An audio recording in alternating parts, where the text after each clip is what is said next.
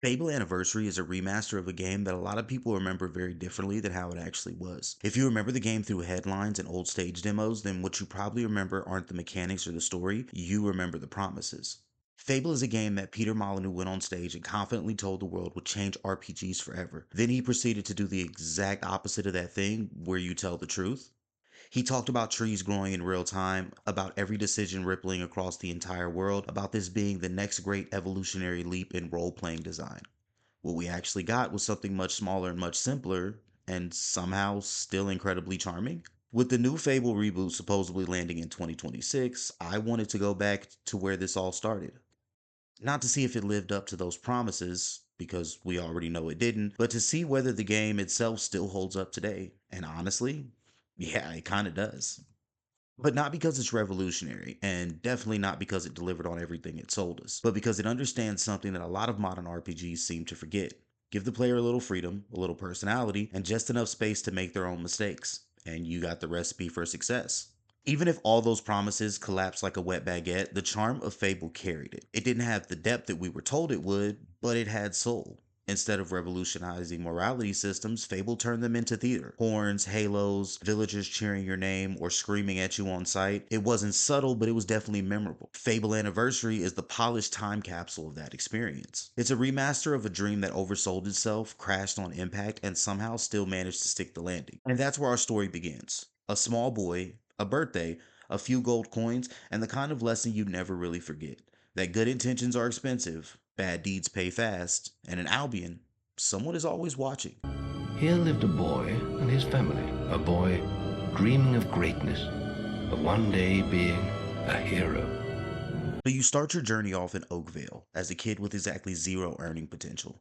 You have no job, no skills, no sword, no hustle, and definitely no savings. And on top of that, it's your sister's birthday, which means you're about to get hit with the oldest responsibility scam in human history. But you don't have the money to buy her a gift because you're a child whose biggest asset is that you can run slightly faster than the average adult NPC. Your dad steps in and does what good dads do. He offers to bail you out. One gold coin for every good deed you complete around the village. And then the game just lets you loose. And that's the first real lesson of Fable. It trusts you to move around, to just figure things out. You learn how to walk the village, how to talk to people, how to explore, and the game doesn't slap your hand every time you make a wrong turn. So you start wandering around, getting a feel for Oakvale. It's bright, it's cozy, almost storybook like in a way. You can tell this world is meant to feel playful. People are just kind of living their little NPC lives, and you're just this tiny gremlin just weaving through it all. And pretty quickly, you stumble onto your first deed. A little girl lost her teddy bear. She's upset and she wants it back. She asks you to help her find it. I've lost Rosie. I left her and I can't remember where. Her stuffing needs changing today and I can't find her. Please help. So you start searching. And while you're running around looking for a teddy bear, you end up running behind some houses. And that's when you find one of the funniest, this game is kind of wild, moments in the entire opening. There's a guy back there cheating on his wife, just out in the open, behind some houses. Like Oakville doesn't have neighbors? I don't know. And when he notices you, he does not react like a normal person who just got caught. I was just, I've never even met this woman. Who is she? He tries to bribe you, a literal child, with a gold coin. Now, because this game is so rich in depth and choices, kinda, you have three options here, and they're all valid, I guess. You can take the bribe, walk away a little bit richer, and the guards will absolutely lecture you later because you just helped a grown man cover up his affair. You can decline the bribe and go tell his wife what you saw. She'll thank you and then storm across town in one of the most awkwardly delivered dialogue sequences you've ever heard. But don't worry, you still get a gold coin from your dad later because this is considered a good deed. Or you can do the funniest Fable thing possible. You can take the bribe and then still go run straight to his wife and tattle on him anyway. You can't double dip here, so you don't get a good deed and a bad deed coin. It counts as a bad deed, but it's still pretty funny. Filthy swine! I ought to chop them right off! So after watching a marriage collapse in real time, you get your gold coin and you move on. Because while you were dismantling a medieval marriage behind someone's house, there's still a little girl waiting for her stuffed animal. So we head back out into the town and start looking for the teddy. That's when we find the bully. He's harassing the kid who actually has the bear. And now you've got another decision. You can step in and protect the kid with the teddy, beat up the bully, and walk away the hero. Or you can side with the bully and help him pick on the smaller kid, which is an option. I mean, it's an insane option, but it's an option. We decide to help the little guy, which means the game introduces you to combat by having you punch another child in the face. So yeah, I mean, we're off to a great start here. Adultery and child violence. Gotta love it. We wrap up a few more deeds around town, help some people, cause a little trouble, and even get lightly scolded by the local guard for stepping just outside the moral guidelines. Eventually, we return the teddy bear. At that point, we have enough good deeds to cash in, so we head back to Dad, collect our hard earned allowance for ethical behavior, and finally buy our sister a birthday present. We buy her a box of chocolates from a shady guy outside of a local tavern and head off to meet our sister, Teresa. We take them to Teresa and she tells us that she knew we would bring her chocolates because she saw it in a dream. Because apparently her dreams have been coming true lately, which is not unsettling at all. And then bandits attack. That's right, Oakvale is under attack. There's no build-up, no warning. One second you're standing in town, the next everything's on fire. You move through the places you just explored 10 minutes ago, now everything destroyed. Bridges are collapsed, buildings are in ruins, and people are either dead or crying for help in the distance. You weave through town looking for your family, and then you find him. Your father's body just laying there in the street. And before you can even process it, a bandit charges at you. A flash of blue light stops the bandit mid-charge, and then a man steps out of the smoke. He looks completely calm, which is impressive considering an entire village is on fire directly behind him. He's covered in these glowing runes, like he signed a lifetime contract with a magical highlighter. You don't know who he is yet, but he clearly didn't come here for the birthday party. He looks at you, looks at what's left of the village, and tells you what you already know.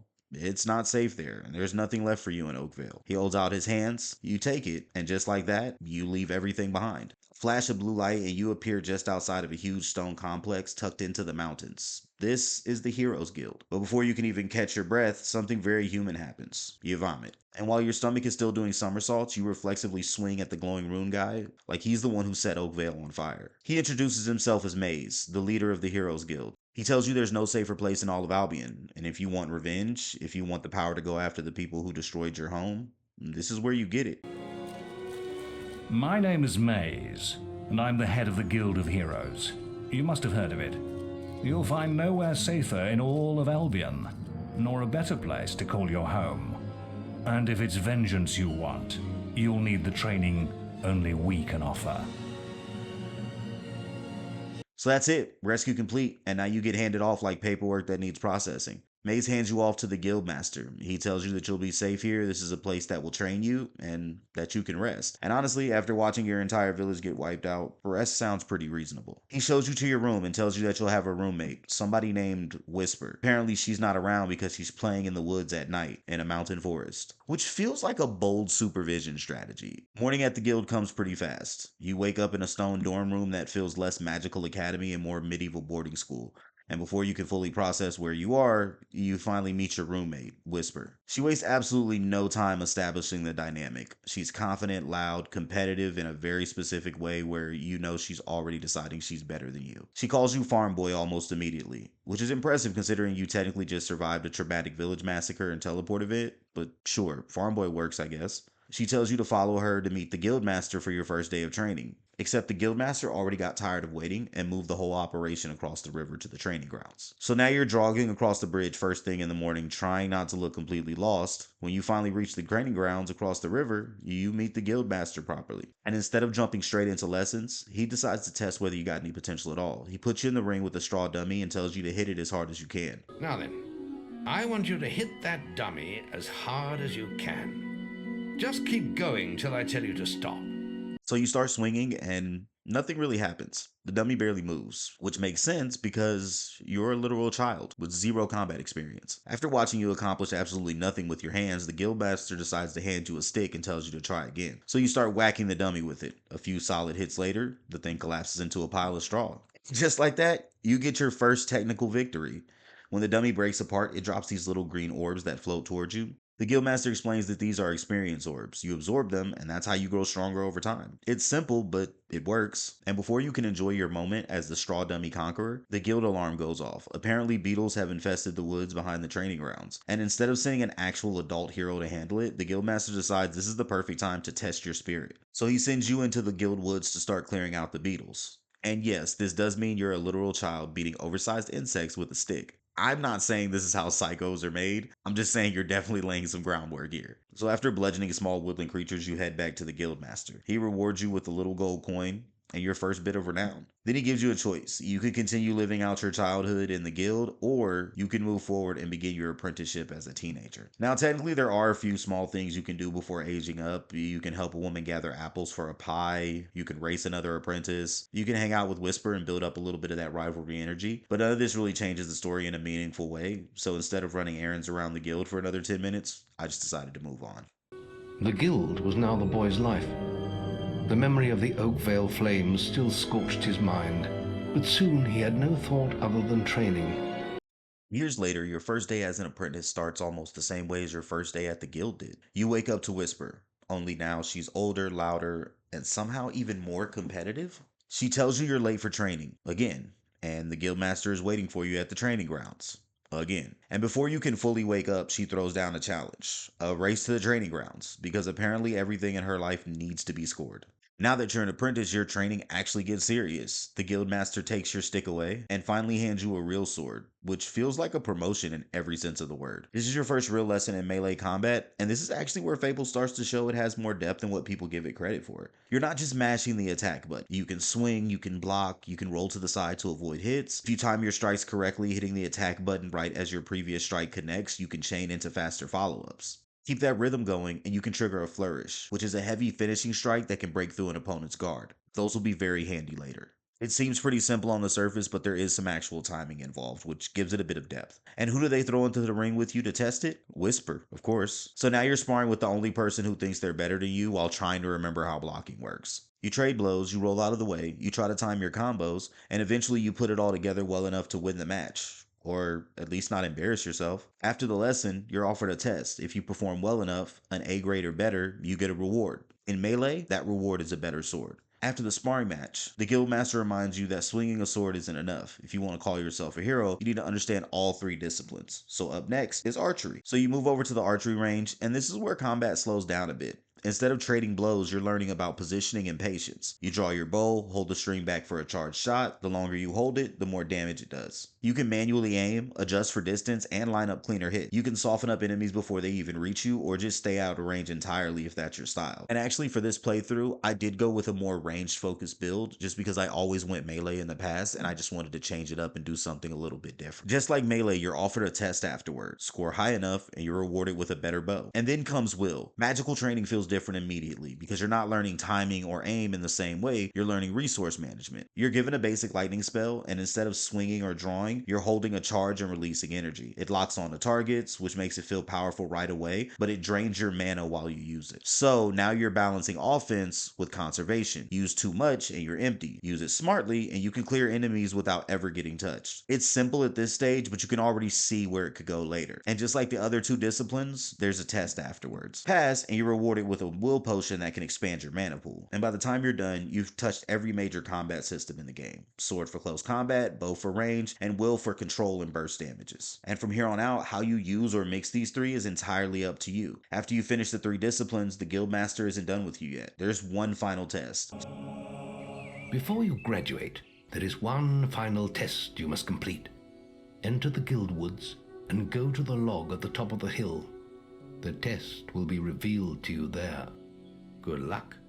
So you head back out into the guild woods. This time, Maze is waiting. And instead of sparring with Whisper or hitting trading dummies, you have to put everything together against him. Once you land the required hits, the test ends. Maze steps back and that's it. You've proven you're ready.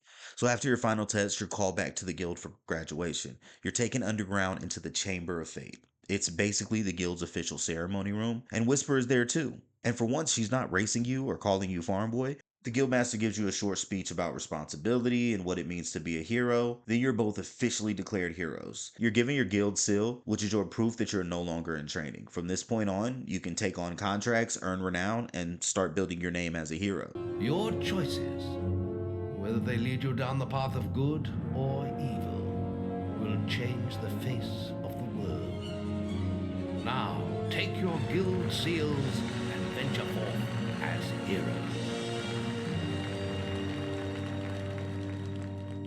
And after you graduate, the game finally pulls back the curtain on how progression as a hero actually works. So when you defeat enemies, they drop these little glowing orbs that fly into you. Those are your experience points. And unlike a lot of RPGs, the game doesn't just automatically level you up. You have to go back to the guild and actually spend them. Everything funnels into three major categories: strength, skill, and will. Strength is your melee and toughness path. The more you dump into it, the harder you hit, the more health you have, the less damage you take, and you literally get bulkier over time. Now, skill is your speed and your range category. It affects how fast you can fire your bow, how accurate you are, and how nimble you feel in combat. So if you want to play like an agile assassin who never gets touched, this is your lane. It also quietly affects things like how tall you are, as well as your ability to make better deals with merchants, because apparently being dexterous makes you better at negotiating. Not sure how that works. And then there's will. That's your magical path. More will means more mana, stronger spells, access to bigger and flashier abilities. You already have lightning, but you can also throw fireballs. You can summon creatures to fight on your behalf, or you can literally stop time. All of it lives here in the will section. So if you want to stand back and just delete people with glowing hands, this is where you would invest. What I like about it is that the game doesn't force you into one role. You can be a heavy armor sword tank who occasionally throws lightning. You can be an archer who dabbles in magic. You can be a full spell slinging wizard if that's your thing. And what really makes it interesting is that you don't just feel stronger. You start to look different depending on your experience. If you pour into strength, your character physically gets bigger.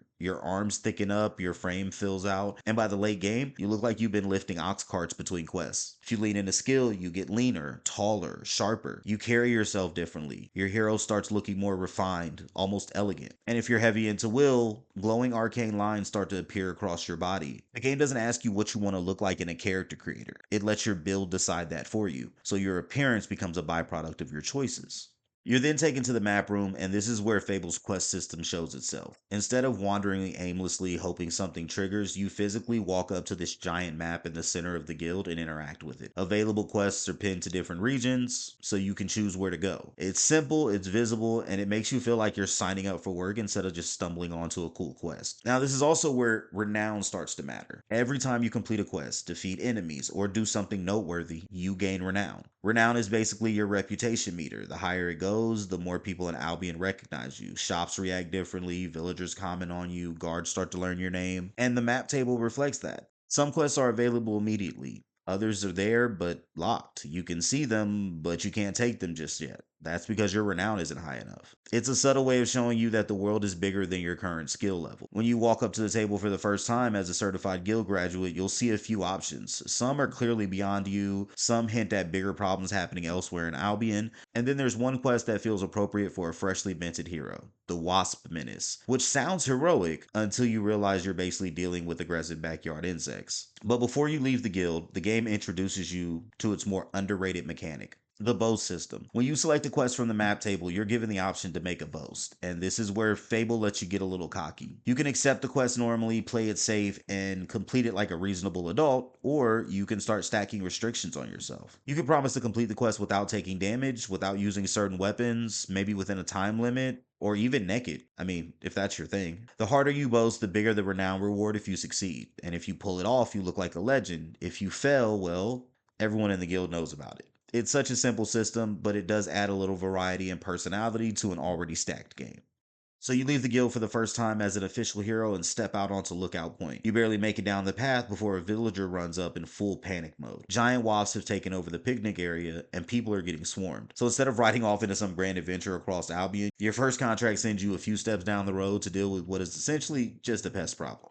And that's how your heroic career officially begins. You enter the picnic area, immediately see villagers running in different directions. People are shouting and trying to get away from the swarm. The smaller wasps start circling you right away. They dive in short bursts and hover just out of range, which means you can't just swing wildly and expect it to work. You have to time your attacks, or switch to archery and pick them off before they get close enough to close the distance. The smaller wasps go down fairly easily, but they do force you to move around a bit. Once you clear the initial swarm, there's a short pause, and then the wasp queen appears. She's significantly larger than the drones and immediately feels different. She doesn't move like the smaller wasp, and she actually has a health bar. And this is where the fight changes a little. You can't just run up and start swinging your sword at her. She hovers too high off the ground, which forces you to switch things up. So you're pushed towards using ranged combat or will. Either way, keep your distance, use your bow, or charge up lightning and chip away at her health that way. And and that means you have to think about spacing, positioning, and mana management. As you deal damage, she'll periodically pull back, turn invincible, while summoning smaller wasps to swarm you. It's not overwhelming, but it does force you to divide your attention. Difficulty-wise, it's pretty forgiving. Even the queen herself isn't particularly dangerous once you understand the pattern. She's more of a systems check than a real threat. And that's exactly what a first boss should be. It makes you use the mechanics you just learned, it makes you manage space, and it introduces you to the idea that not every enemy can be handled the same way. With the Wasp Queen down, your first official contract is complete. You've handled your pest problem, you've proven you can survive outside the guild walls, and now the game opens up a little more. It's time to move toward Bowerstone. But before you can fully enjoy your first walk into the wider world of Albion, something becomes very clear. The Guildmaster has a direct Bluetooth connection to your brain at all times. If your health drops, he will let you know. If your will drops, he will let you know. If there is a quest waiting at the mat table that you haven't picked up yet, he lets you know relentlessly. And this is one of my biggest complaints with Fable, because using potions is a part of the core design, right? If you're playing a will heavy build,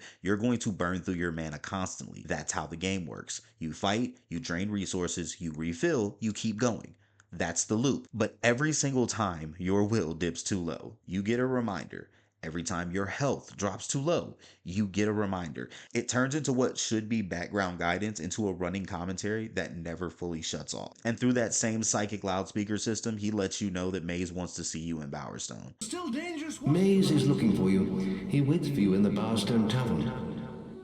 You walk through the gates of Bowerstone, and it's the first time the game actually feels like a town. Up until now, you've had the guild, a few wooded areas, small contained zones. Bowerstone is different because it's structured like a place people actually live. There are multiple streets, shops with signs outside, guards walking patrols, NPCs moving around instead of just standing in fixed spots. If you hang around long enough, you start noticing routines. Shopkeepers open their stores in the morning, close them at night. Some of them live upstairs above their shops. In the morning, they come back down, unlock the shop, and start their day. It's simple, but it makes the town feel active instead of just static. I remember the first time I played this game, I saw an NPC walking around turning off the lamps in the morning, and that image stuck with me. I wasn't used to characters having jobs that existed outside of waiting for me to press the interact button. I mean, by today's standards, that's pretty basic, but at the time, this felt like a real step forward, and Bowerstone is where that step happens. Once you start walking around Bowerstone, you realize it's not just decoration. The town actually functions. That mostly comes down to the shops. You got weapon traders selling swords, maces, axes, and bows. There are clothing and armor merchants too, and this isn't just cosmetic. Different outfits affect how people react to you. Guards respond differently if you're dressed like a bandit. Villagers treat you differently if you're in flashy hero gear. And then you've got barbers, which sounds minor until you realize you can change your hairstyle, face your hair, and later even get tattoos.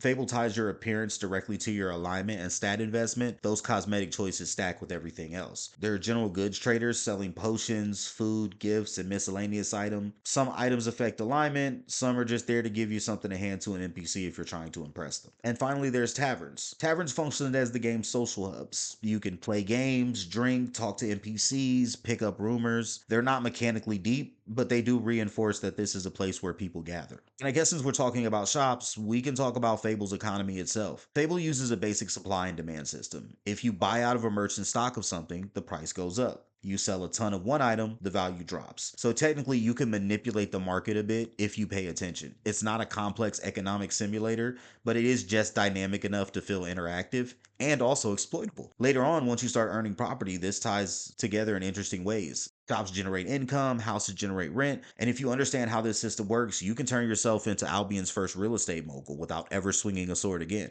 The important thing here is that Bowerstone isn't just a quest stop, it's a functioning economy. And that makes the world feel bigger than just the path that you're walking on. Also, now that you're in a populated area, this is where the trophy system starts to matter. As you complete major quests or defeat bosses, you earn trophies, physical items that represent your accomplishment. The Wasp Queen head is the first one the player gets. And just like a homeless man at a Waffle House at 1 a.m., we definitely have to pull it out and start making very aggressive eye contact with people. When you do activate your trophy, a timer starts and you have a limited window to run around and display that trophy to as many NPCs in the area as possible. So you're literally running through town holding up a giant insect head trying to make contact with as many civilians as you can before the timer runs out. The more people you show it to, the more renown you earn. And if you manage to show it to everyone in the area before the time expires, you can get a little bonus on top of that, which means bigger towns equal bigger potential renown. So after parading around town with the Wasp Queen's head, soaking in your first real dose of public validation, it's time for the actual reason you came to Bowerstone. Maze wants to see you. So you'll find Maze waiting right outside the tavern in Bowerstone. He compliments you on your first heroic act, taking out that Wasp Queen, but immediately lets you know that something bigger is going on. Powerful forces are spiraling around Albion, way bigger than that little queen bee with anger issues. Then he gets to the real reason he wants to see you. He's been hearing whispers about what happened to Oakvale all those years ago, specifically that someone else might have survived that night, your sister. He doesn't have a lot to go on, it's literally just a rumor he's been picking up through the grapevine, but he thinks it's worth pursuing, so he drops the information on you and then he just disappears. But not before getting in one last jab. He tells you to upgrade your basic equipment and stop walking around town like a scrub. I'm afraid it's only a rumor, and there's no way to be certain yet, but I thought you should know. And for pity's sake, boy, make sure you replace that basic equipment while you're here. After our meeting with Maze, it's time to head back to the guild. So we make our way back to the map table, and this time the next quest we have to go on is Orchard Farm. What's interesting here is there are actually two versions of it. You can take the Protect Orchard Farm quest and defend it from bandits, or you can take the Attack Orchard Farm quest and join the bandits in all the shenanigans. It's the same location and the same setup, but a completely different alignment outcome. If you choose to defend Orchard Farm, you're basically holding the farm against waves of bandits. Guards are already there, you position yourself, clear enemies as they rush in, and try to keep the farm hands alive. It's more of a defensive fight than anything else. If you choose to attack, you flip sides. Now you're pushing into the farm with the bandits fighting the guards instead. From a gameplay perspective, both versions are pretty similar. You're fighting waves either way. This is one of the first times that the game actually lets you decide what kind of hero you're going to be through action, not through dialogue. You're not picking a line in a conversation, you're choosing your side in this fight. Since we're playing this run as a good guy, we take the Protect Orchard Farm contract. We leave the guild and head toward the farm, which means traveling through Greatwood. And yeah, it's exactly what it sounds like. It's basically a giant forest filled with bandits, wasps, beetles, and all types of other atrocities that you have to trek through to make it to your destination. And as you move through Greatwood, you actually run into Whisper heading in the opposite direction. She mentions that she saw you picked up the Orchard Farm quest, and then almost casually she says she might take the other version of it, which is an interesting choice because one side of this contract involves protecting farmers being robbed, and the other involves actively helping bandits rob them. And that's where the game actually makes something very clear. Hero doesn't mean good guy. It's a title, like a guard or a teacher or a mercenary. You could be good at your job. You could be bad at your job. You can use your skills to protect people, or you can use them to make their lives infinitely worse. Albion doesn't separate heroes and villains into different species. They're the same people. And Whisper treating Attack the Farm like a competitive opportunity instead of a moral dilemma reinforces that. In this world, being a hero just means you're powerful and you're recognized. What you choose to do with that power is completely up to you. You make it through Greatwood and eventually arrive at Orchard Farm. Oh, thank Avo you're here. I thought no one would answer our guild request. I've arranged some more security to back you up, but there are so many bandits that they'll tear my farm apart. If you took the protection contract, you're immediately placed on defense. The guards tell you that bandits are coming and that it's just about holding the line. The attack comes in several waves. Bandits push in from the edges of the farm and you move between them, clearing threats before they can overwhelm the guards or the farmers. It feels bigger than the Wasp Menace fight, but not by much. It's still early game, so the difficulty is still manageable. Eventually the final wave hits, and after that, Whisper shows up. And she didn't take the Protect version, she took the other one, which means now you're not just dealing with bandits, you're dealing with her. And that leads into your final duel. And this isn't a sparring match at the guild anymore. She's faster than you remember, more agile, she'll roll out of range, reposition, and even leap behind you to reset the fight if you're not paying attention. She also uses flourish attacks too. So if you sit there just holding block, waiting for an opening, she'll break your guard and punish you for it. So this fight forces you to actually engage with the mechanics you've been learning. You have to block properly, roll at the right time, manage your distance, and then pick your openings. It's still early game, so it's not super punishing, but it's the first time that another character feels like they're playing the game by the same rules you are. With Whisper down, the fight ends, the remaining bandits scatter, and the farmers shift from panic to relief almost instantly. Damn! You beat me again! I suppose this quest is yours then. But you can't stay lucky forever, farm boy. We're bound to meet again, and I'll be ready. They thank you, you get a nice little bump in renown, and that's it. Contract complete. It's not a super dramatic scene or anything, but it definitely cements the idea that heroes are more than just the, well, heroes of this world. And before you can even have time to linger in the moment, the guildmaster checks in by Bluetoothing directly into your skull again. He lets you know that there are more quests waiting for you at the map table, which means the gameplay loop continues. When we return to the guild, we accept our next quest, the only quest available, which is the Trader Escort mission. This mission is actually incredibly simple on paper. We're gonna head through Greatwood, go to the Darkwood entrance, find the traders that are waiting there, and safely escort them all the way through Darkwood to the barrow fields on the other side. To reach the Darkwood entrance, you have to pass back through Greatwood, past Orchard Farm, and eventually into Greatwood Gorge. And this is where you're quietly reminded that Albion isn't just monsters and moral choices, it's also people. And some of those people are complete idiots. As you enter Greatwood Gorge, you run into a bandit blocking the path. He's set up a literal toll gate in the middle of the road and demands gold if you want to pass. I'm afraid this path is private. It'll cost you to get through. Or we can always use your head as an ornament. Either way suits us. And now, because this is Fable and the game gives you options, you have a couple choices here. You can pay him, just hand over your gold and move along like it's some medieval subscription service, or you can do what most players do and remind him that you are, in fact, very much armed. It's not a hard fight, but it does introduce something new. These aren't just basic thugs anymore. These bandits can block, they can parry. If you go in swinging mindlessly with melee, they'll actually push back a little. Thankfully, they're still very much allergic to arrows and lightning bolts, so you can always just use those. Once you deal with the genius who tried to extort a man capable of shooting literal lightning from his fingertips, the road clears. And while it's not the most difficult or dramatic encounter, it does something pretty important. It makes the world feel alive. It's just bandits doing bandit things, which is kind of hilarious. They're on that road because that's where travelers are. They set up a toll because it's the easiest way to make money. And if you weren't the one walking through there, somebody else probably would have just paid. But anyway, you clear them out, keep moving, and eventually you hit the Darkwood entrance. And that's where your escort quest actually begins. Once you reach Darkwood entrance, and if you couldn't guess by the name, it's a Darkwood. Just like Greatwood was a great wood. Yeah, the developers clearly were not wasting time brainstorming these names. But immediately once you enter the lighting drops, the trees get thicker and everything looks a lot less friendly than the areas you've been walking through so far. If Greatwood was your storybook forest, then Darkwood is your twisted companion that goes along with it. It has a distinct vibe that everything in this forest wants to kill you. And waiting just outside are the two traders we're supposed to escort. They quickly explain the job. Get them through Darkwood, 2 barrels filled, and keep them alive. You accept, they fall in line behind you, and you step into Darkwood. Once you start traversing the Darkwood pass, it doesn't take long for things to go sideways. Almost immediately you hear movement up ahead, something darts off into the trees, and then we find the aftermath. A third trader, shaken, barely standing. He says something came out the wood and tore through his group, and that he's the only one left. The 2 traders you're already escorting don't trust him, and they tell you it's a bad idea to let him join, which, to be fair, it absolutely is. But we're playing this run as a good guy, so we tell him to fall in line. And now instead of 2 civilians to babysit, we got 3. And that's when Darkwood really starts to show its teeth. The difficulty doesn't spike because enemies suddenly become impossible. It spikes because everything tightens up. Paths are narrow, the clearings are small, and you don't have much room to roll and reposition. Hobs start throwing magic from a distance, mushrooms explode if you get too close, bandits show up in huge groups. And the traders almost immediately lose all survival instincts the second combat starts. They don't stay behind you, they don't hold their position, they basically just take off running in whatever direction suits them. Which means you can't just spam arrows or lightning here, you actually have to think about your angles because friendly fire is very real. But even all that isn't the real problem. The real problem is the Balverines. Up until this point, you've fought wasp, bandits, and even little gremlin creatures that throw magic called hobs. Annoying, sure. Manageable? Absolutely. Balverines are in a class all their own. They're fast, they close the distance almost immediately, and if you're relying on range, that space disappears in a heartbeat.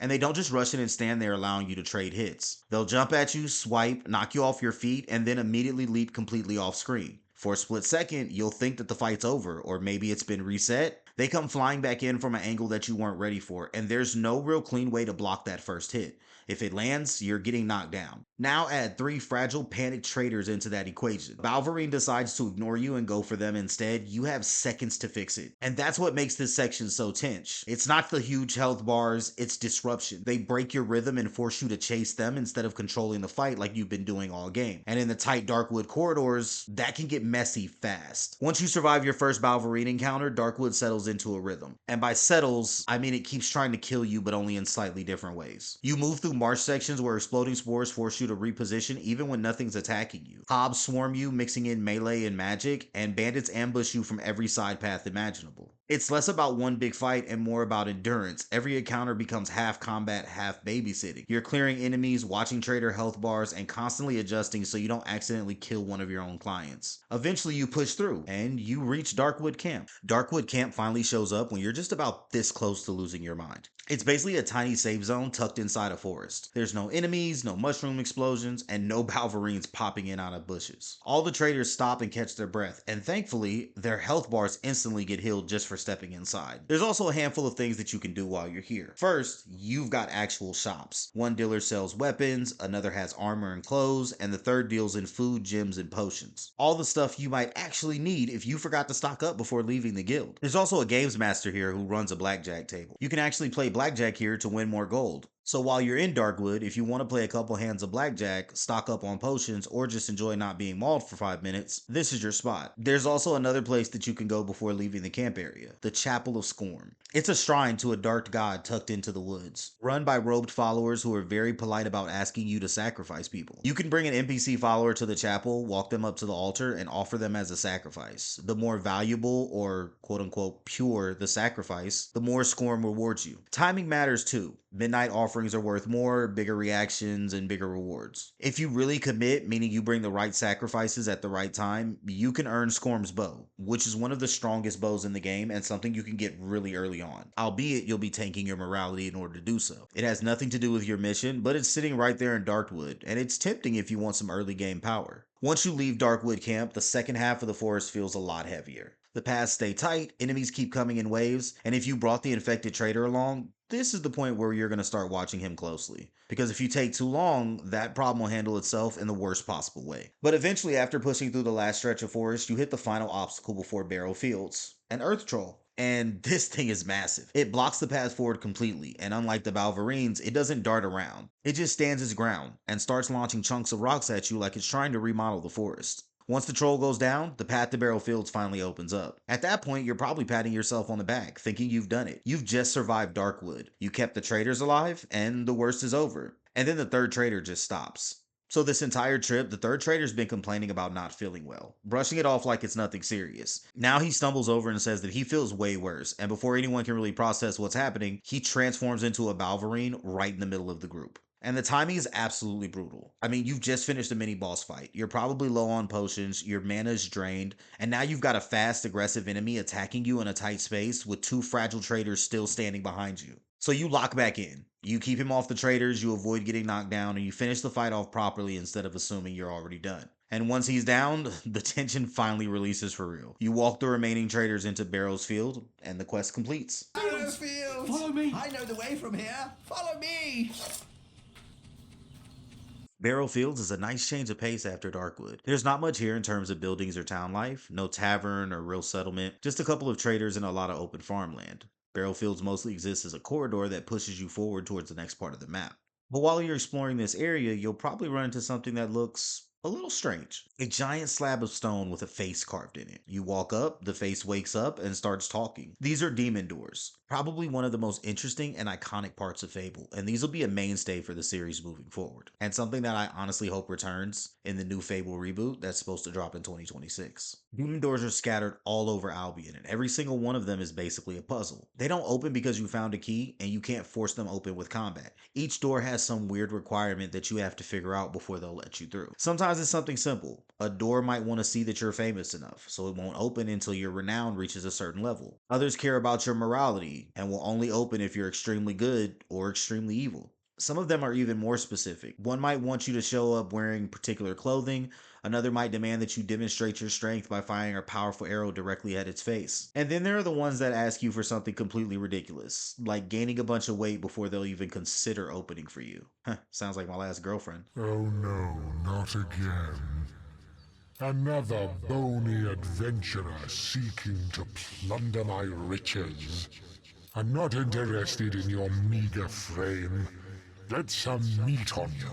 The point is that every demon door has its own personality and its own challenge. You usually don't solve them the first time you see them. Instead, they sit there in the world almost like reminders of things that you might be able to come back and solve later once your character has changed a bit. And behind them, well, it's usually some kind of reward. Sometimes it's a powerful weapon, sometimes it's rare armor, sometimes it's potions that permanently boost your stats or make experience gathering easier. Occasionally, it's just something strange or funny. None of them are required to finish the main story. Well, two are, but we'll get to those later. But they're one of those side systems that make Albion feel a little bit more playful. You'll keep running into the doors throughout the game, and every time one starts talking, you know there's probably going to be some weird request attached to it. After exploring Barrow Fields for a bit, it's time to move on to the next part of Albion. And right on cue, the Guildmaster checks in through what can only be described as his permanent Bluetooth connection inside your skull, letting you know that Mace wants to see you at the tavern nearby. So your next stop is the town of Oakvale, right outside Barrow Fields. And if that name sounds familiar, well, it should. This is your character's hometown, the same place you watch burn to the ground during the opening of the game. Except now, it's not in ruins anymore. When you arrive, Oakvale is fully rebuilt. Houses are standing, shops are open, and people are walking around like nothing catastrophic ever happened here. By all appearance, the town is thriving. It's actually a pretty striking moment when you think about it. The last time that you saw this place, it was in chaos and fire. Now it's a peaceful coastal village with merchants, fishermen, and villagers all going about their day, like Oakvale has always been this way. As you make your way to the center of town, you start taking in all the changes of what used to be your childhood home. And then someone recognizes you.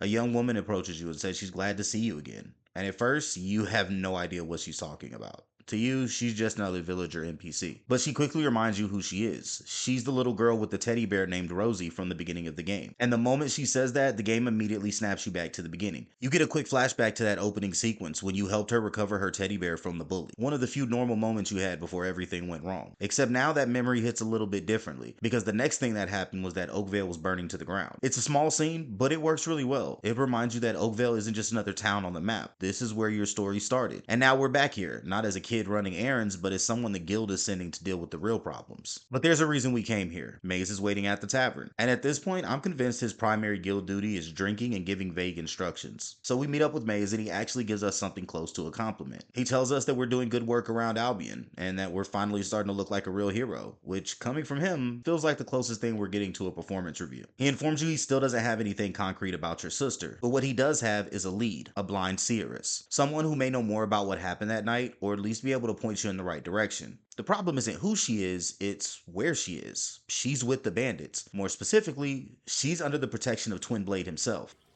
Have you heard of Twinblade? He was a hero once. Yes, giant of a man. He had little patience for the guild, though.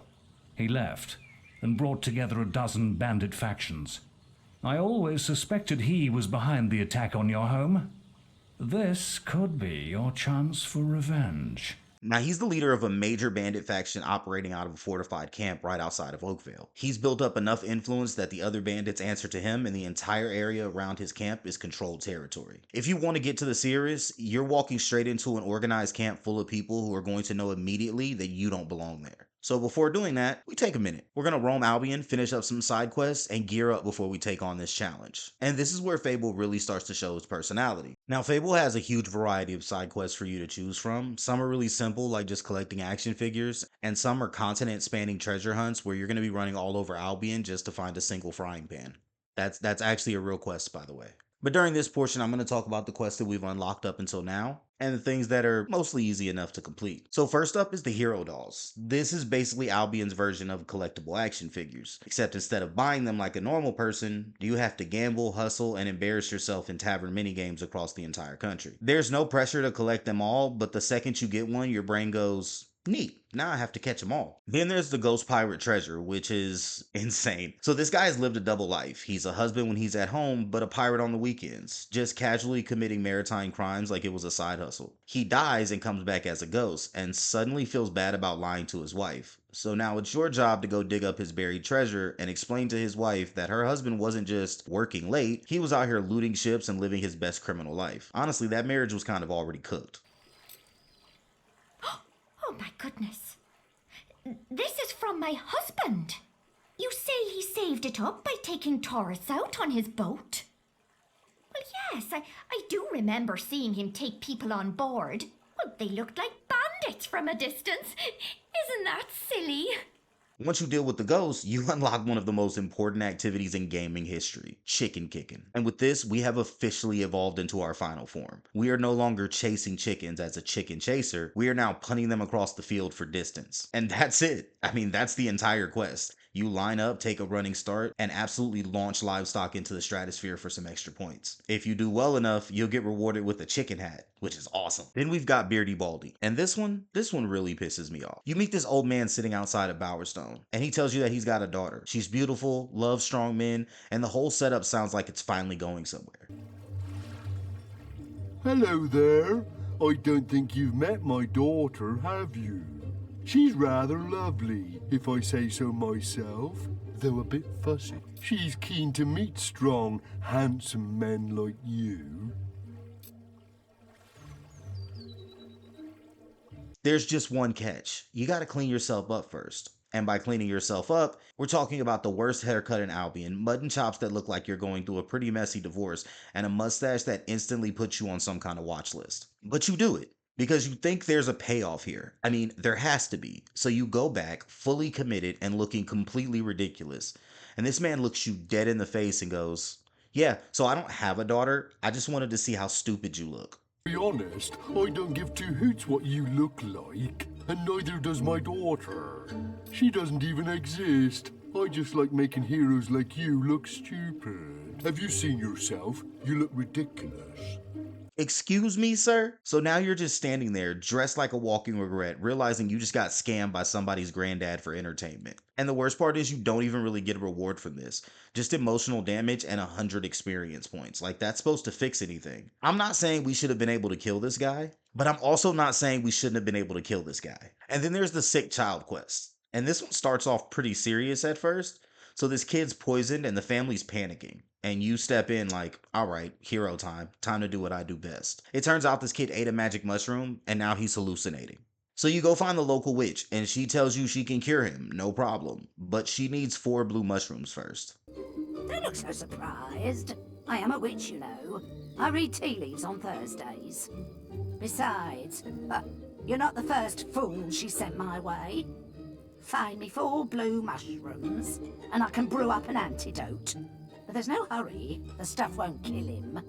So now you're running all over Albion like a medieval DoorDash driver looking for psychedelics, risking your life so this old woman can stock up. And the more you think about it, the more it starts to feel a little suspicious. I mean, she's way too calm about the whole situation. This kid is laying on the floor, literally seeing the face of God, talking about how beautiful the sky is, and she's like, yeah, so go grab me some mushrooms and we'll sort it out. You finally bring everything back thinking you just saved a life, and then she hits you with the, oh yeah, I had a cure the whole time. So now we have to ask the real question. Did she just finesse us? Because from where I'm standing, it looks like we just ran errands for a mushroom addict who may or may not have poisoned a child just so she could re-up. But you give the kid the cure, he survives, and everyone just moves on like that wasn't the most questionable medical situation in Albion history. And finally, we circle back to Whisper with a hob killing contest. Because apparently just helping people as a hero isn't enough, we also need to make a scoreboard out of it. About time you showed up. I was going to start without you. I was just telling your friend here, the whole orchard's overrun with hobs. I could get rid of them myself, but it might be more fun like this. Whoever kills the most hobs gets the trophy, right? I don't care how you do it, just stick 'em before they drink all my scrumpy. So now it's a competition. You versus her. Seeing who can rack up more hob kills before time runs out. And here's the thing, it doesn't matter how much damage you do, it's all about who gets the last hit. So this turns into the pettiest fight imaginable. You're out here sniping kills, stealing her targets, watching her wind up attacks just to cut in at the last second. It feels less hero work and more kill stealing like it's a ranked lobby. So after all that, we made some gold, picked up some new gear, made some questionable life choices, and kicked at least 1 chicken into orbit. I'm really proud of that last one. Now that we've gotten all that out of our system, it's time to stop playing around and deal with the real problem Oakvale's been pointing us toward, Twinblade. So to get to Twinblade's camp, we head down to the beach just outside of Oakvale, slip through a cave that cuts inland, and just like that, you're on the road to the bandit camp. And this is where Fable does something a little different. The path forward is broken up by a series of gates, each one guarded by bandits. And instead of fighting your way through like you've done the entire game up until this point, you're expected to sneak. Because if a bandit spots you, they sound the alarm, the gates shut, more enemies come pouring out, and once you deal with them, you don't just get to move forward, you have to wait. The camp resets, new patrols come out, and you get to try it all over again. Now, let me be fair. I love stealth games. They're one of my favorite. And stealth sections on their own aren't bad at all. They can actually break up some of the monotony of gameplay. The problem here is that Fable doesn't really have a stealth system. It has a crouch button that makes you move a little bit slower, but there's no visibility meter and no real feedback on what enemies can or can't see. Sometimes you're hidden and completely fine. Other times a bandit halfway across the area just decides you exist. So instead of feeling like you're outplaying the game, it feels more like you're slowly working around it. It's not difficult, but it's a little awkward, especially since the game never really asks you to do this again. But eventually you'll make it through, or you'll rage quit, either way. And then Fable goes back to doing what it does best, allowing you to clear groups however you want. And as you're clearing the path, you overhear something important. Twinblade's gotten jumpy. He's a little bit more paranoid than usual, and because of that, he's tightened control over the camp. Nobody gets in unless they're dressed in full bandit gear, which changes the objective a little bit. So now we're not just fighting our way forward, we need to put together a disguise as we do so. Here, you heard what happened to Stern? No. What did the idiot do this time? He only lost his bloody cap in a raid. Was a week before he could get back into the camp. Yeah, you can't get in unless you're in full gear these days. As we move through the area, you start finding pieces of bandit armor tucked away in chests along the road, all scattered out in a way that makes it very clear what the game expects you to do. Piece by piece, you build the full set, and just like that, you're no longer an outsider forcing your way in. You look like somebody who belongs here. And that's how you walk straight through the gates into Twinblade's camp. Once you step inside Twinblade's camp, all that sneaking you just did, yeah, that part's done. The guard makes it very clear that you're in now and you're not leaving, which also means the disguise you work for doesn't matter either. Oh mate, this here is Twinblade's camp. Once you're in for good. So, feel free to get changed when you're inside. Another one coming in, Joe. Open the gate. But now that you're inside, you actually get a chance to see how the camp functions. There's a small tavern, a few stalls set up, and bandits walking around like it's just a normal day for them. It feels less like a hideout and more like a rough version of a town, which somehow makes the whole thing a little more unsettling. You can even interact with some of it. There's a pub game here, and if you clear it fast enough, you can pick up the Twinblade doll, tying back to that whole hero doll collection system. But we're not here for that. We're here to move deeper into the camp. The inner camp is locked down, and you're not getting through that gate without a pass. So once again, the game gives you a few options. You can keep things clean and earn the pass through a memory game, which lets you stay under the radar without raising any suspicion. If you've got the gold, you can skip the effort entirely and just buy one from a bandit. Though 1,000 gold at this point in the game isn't exactly cheap. Or you can take the more direct route, find someone who already has a pass, and remove them from the situation when no one's looking. Which works just as well, but clearly pushes you toward a darker alignment. And if you don't feel like playing along at all, you can just start fighting. Clear enough of the camp's bandits and the gates will eventually open as more guards come out to deal with you. It's messy, but it works. It's also the most evil option and totally psychotic, but it still works. However you handle it, once you have a pass, the guards step aside and you move into the inner gate. And this is where things start to feel a little bit heavier. You're not just dealing with bandits anymore, you're seeing what they actually do, behind the curtain, so to speak. Prisoners are locked in cages, guards are watching over them, and there's a constant sense that this is where all the worst parts of the operation happen. It's a noticeable shift from the outer camp, and it makes it clear that you're getting closer to the center of it all. But between you and Twinblade, there's one final obstacle. A guard you're not just walking past. You need a distraction. Once again, the game gives you a few ways to handle it. You can free the hostages by taking out the guards watching them, which creates enough chaos to pull attention away from the gate. If you hired the mercenary from the earlier area, you can have him do it for you, keeping things quiet and avoiding certain alignment penalties. You can also hire a group of assassins nearby to create a diversion. They go in, cause enough disruption, and suddenly no one's paying attention to you anymore. Or you can force your way through, fighting under constant pressure as guards keep coming at you.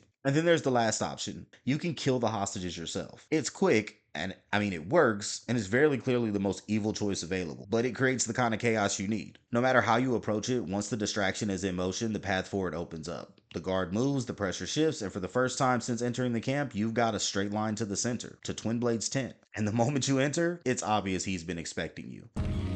She said a guild puppet would come, and here you are. My blades have been dying to meet you. They haven't been fed for days. The fight starts immediately. Twinblade is big, aggressive, and hits hard, but the fight itself is more controlled than it actually looks. He has a clear pattern. He presses forward, swings heavy, and punishes you if you stay in front of him too long. So instead of trading hits, you stay mobile. You dodge, you reposition, and wait for an opening. Because eventually, he plants both blades in the ground in a big overhead strike. And then that's your moment. You move behind him and unload as much damage as you can before he recovers. Spells like Slow Time and Multi-Strike help out a lot here, but even without them, once you understand the rhythm, the fight becomes more than manageable. The only thing you really have to watch out for is your positioning, because if you drift too close to the edge of the arena, the surrounding bandits will jump in and turn it into something much harder than it needs to be. So you keep your spacing tight, stay focused, and repeat the pattern until Twinblade drops. And just when it looks like it's all over, the Seeress steps in. The Seeress reveals herself to be Teresa, your sister. Then you get this amazing storybook mosaic scene. Apparently the bandits that attacked your village were looking for you. They questioned your mother and your sister about your whereabouts. And when your sister only responded with blank stares, the leader of the bandit group cut out her eyes. She watched in silence as the bandits tortured her mother, then turned to her with questions of the missing boy. She answered them only with a stare, and so their leader sliced out her eyes. The raiders took the boy's mother and left Teresa alone in the forest. They took your mother with them, and we don't know her fate just yet. But we know that they left Teresa in the forest where she crawled around blind for days until she was finally found by some bandits. They took her in as a servant, but eventually her abilities began to manifest themselves. Teresa's dreams were actually prophetic visions, and with the loss of her sight, they became even more powerful and a way for her to see in the world that had blinded her. And eventually, using those prophetic gifts and her abilities at combat, she was able to work her way up to Twinblade's second in command. Your sister then tells you that she's done here and that she's leaving, but not before giving you a gift. But before I leave, brother, I have a present for you. For all the birthdays I've missed. A power that runs in our family.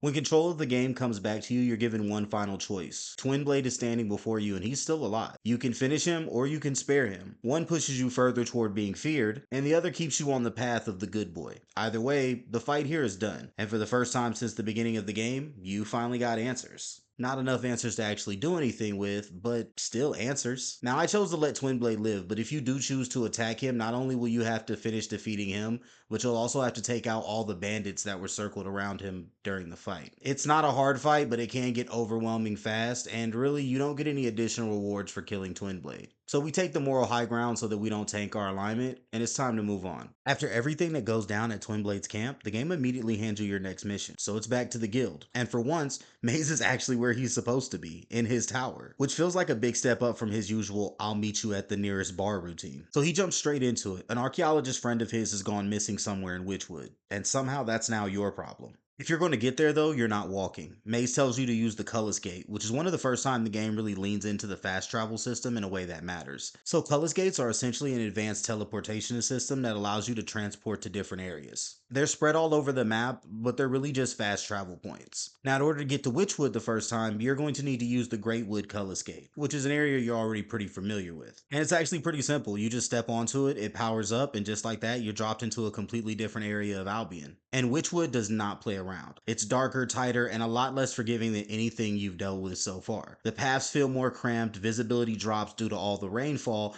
and the whole place has this constant something's about to go wrong energy. Which is fairly accurate because something is always about to go wrong here. Bandits control most of the roads, moving in groups and making sure that you're never really alone for long. Witchwood is packed with things that hit a lot harder, mainly Balverines. Balverines show up in numbers, sometimes 2 or 3 at a time, and after fighting just a few in Darkwood, you already know how quickly things can get out of hand. There are also trolls in this area. They're slower, but much harder to bring down, and deeper in the forest, you start running into things that don't even fight like the rest of the normal enemies. So instead of one big fight, Witchwood turns into this constant push forward. You're clearing enemies, watching your spacing, and trying not to get boxed in while everything around you is doing its best to slow you down. It's less about difficulty spikes and more about the constant pressure that just doesn't let up. Eventually, you'll make it to Witchwood Stones, and this is where the game decides to get weird again. Sitting right in your path, it's another demon door. door. But this one doesn't care about your alignment or your gear or how strong you are, it wants you to learn how to spell. More specifically, it tells you to hit the stones to spell out its name. And yes, it means that literally. You're standing in a field of stones, each one tied to a letter, and the only way forward is to figure out the right combination and hit them in order. If you want to do it the intended way, you can head over to the Temple of Avo, talk to an NPC, and he'll give you the answer if you hand over a ruby. Or you can just beat the information out of him. Either one works. I know the door's secret name. It's HITS. H-I-T-S.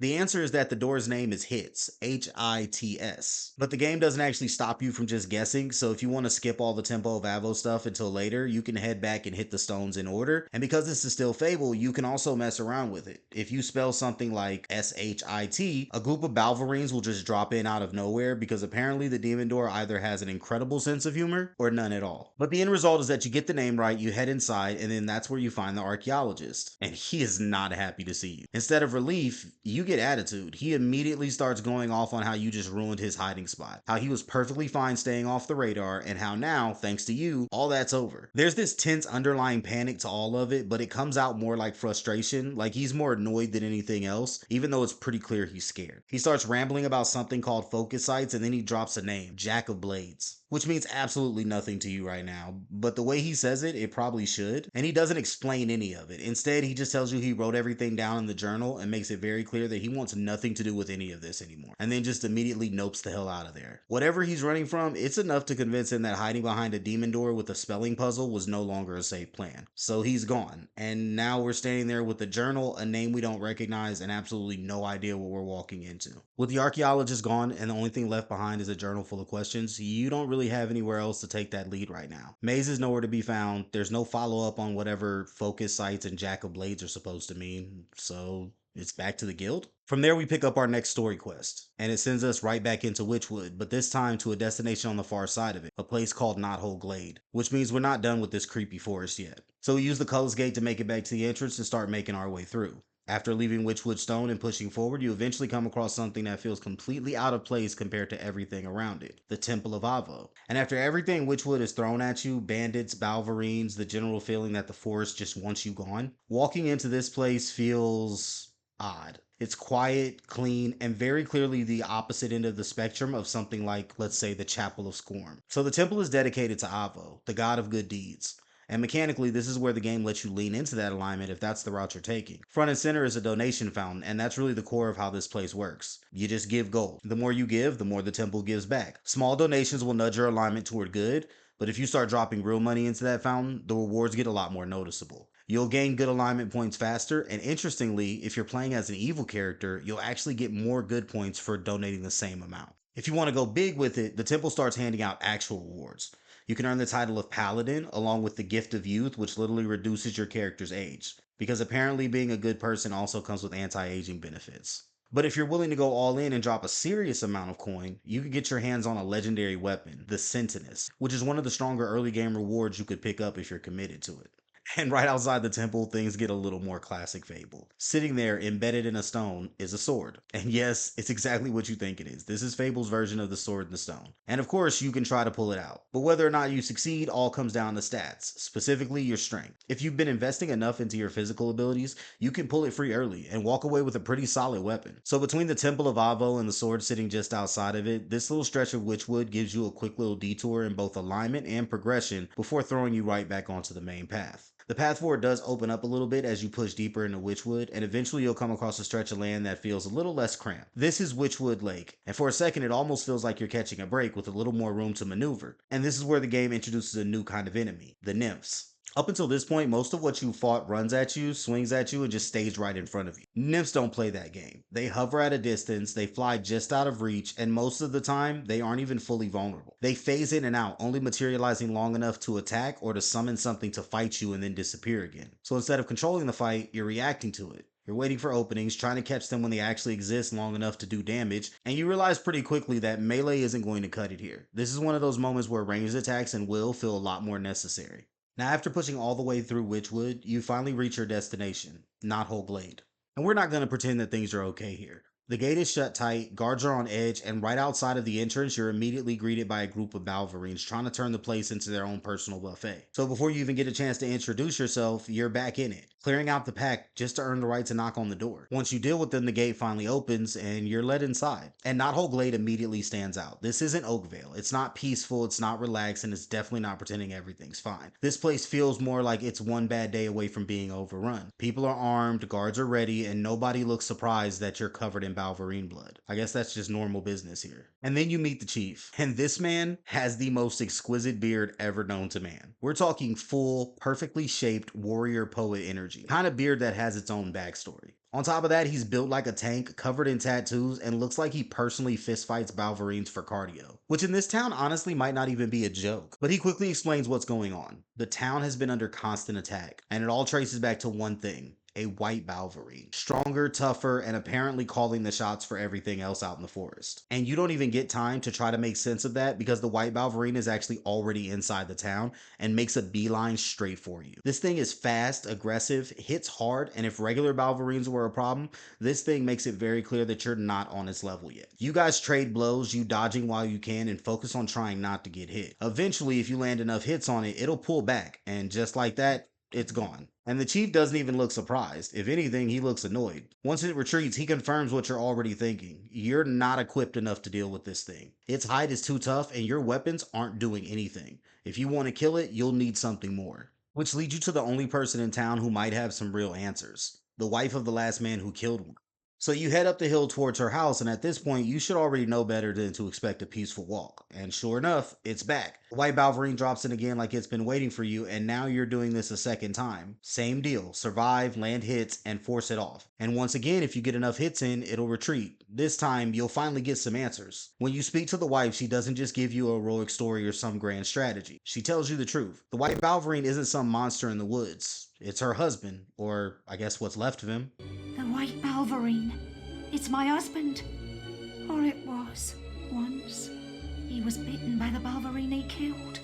And slowly, he turned into the creature he hunted for so long.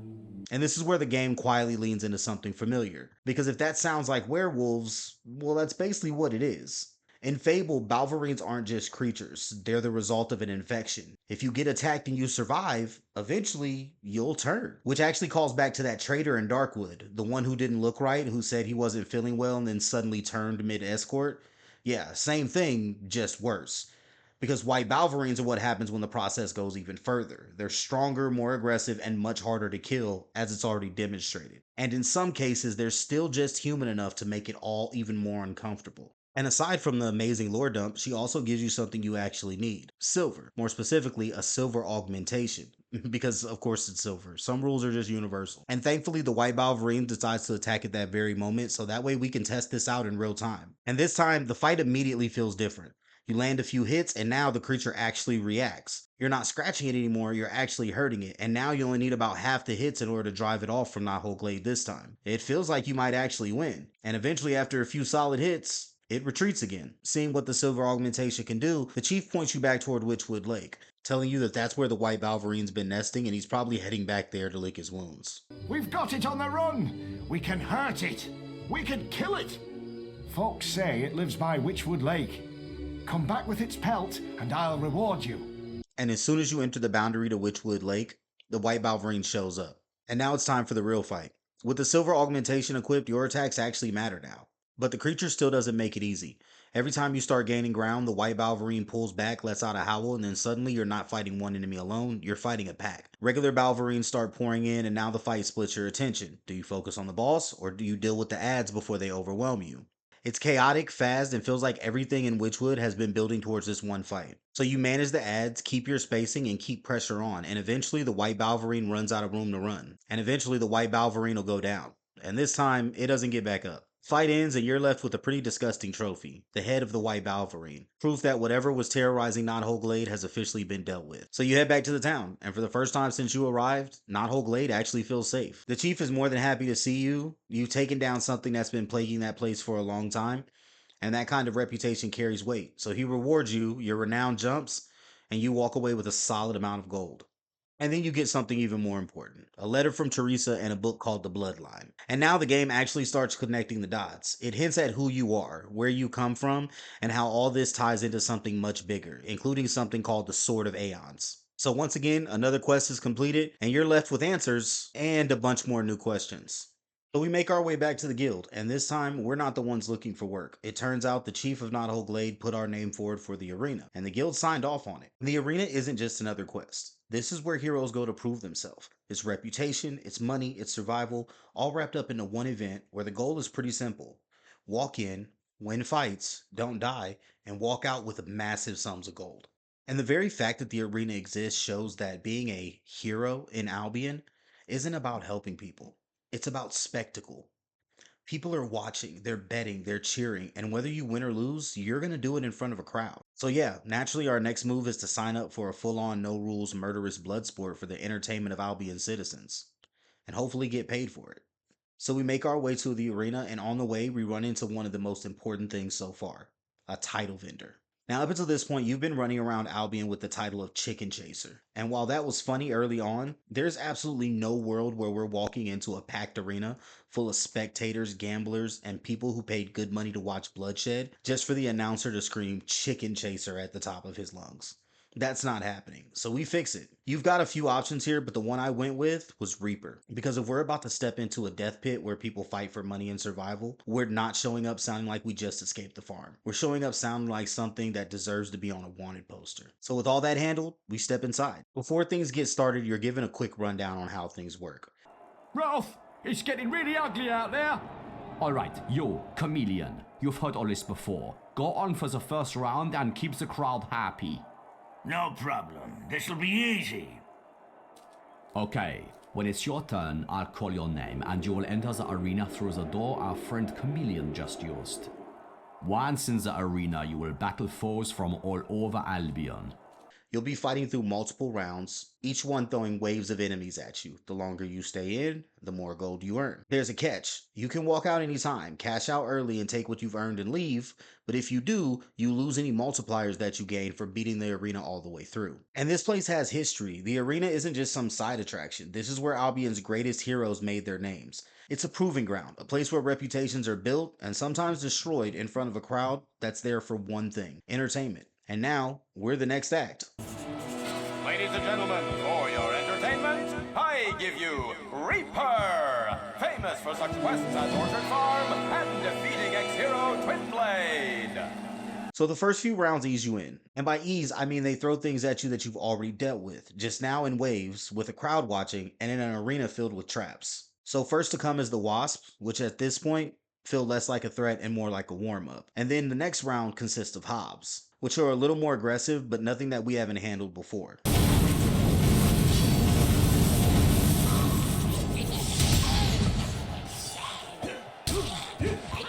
For the third round, Balverines show up, and suddenly the pace changes. These aren't enemies you can just stand and trade hits with. You gotta stay moving, keep your spacing, and make sure you're not getting surrounded, while the crowd is absolutely loving every second of it. And then Whisper joins you, which sounds great in theory. You're not alone anymore, right? You've got backup, and for a moment it feels like the odds just kind of shifted in your favor. And to be fair, she does help, kinda. Having another hero in the arena means enemies split their attention and fights do move a bit faster. You're not carrying everything by yourself anymore. But Whisper is also, well, Whisper. She has a habit of getting in your way, backing off at the worst possible times, and occasionally just deciding that you are the one who should handle the biggest threat in the room. Especially when the trolls start showing up, she'll give them just enough space to focus entirely on you, which is definitely appreciated. Thanks for that. Still, having her there does change the rhythm of things, and it definitely is entertaining for the crowd. And as we continue to progress through the rounds, the arena just keeps escalating. Undead start appearing, forcing you to manage groups that don't go down easily. Bandits follow, which at this point almost feels ironic. You spent the entire game cutting through them, but now they're just part of the show. And then the trolls enter the ring. And this is where things slow down in a very different way.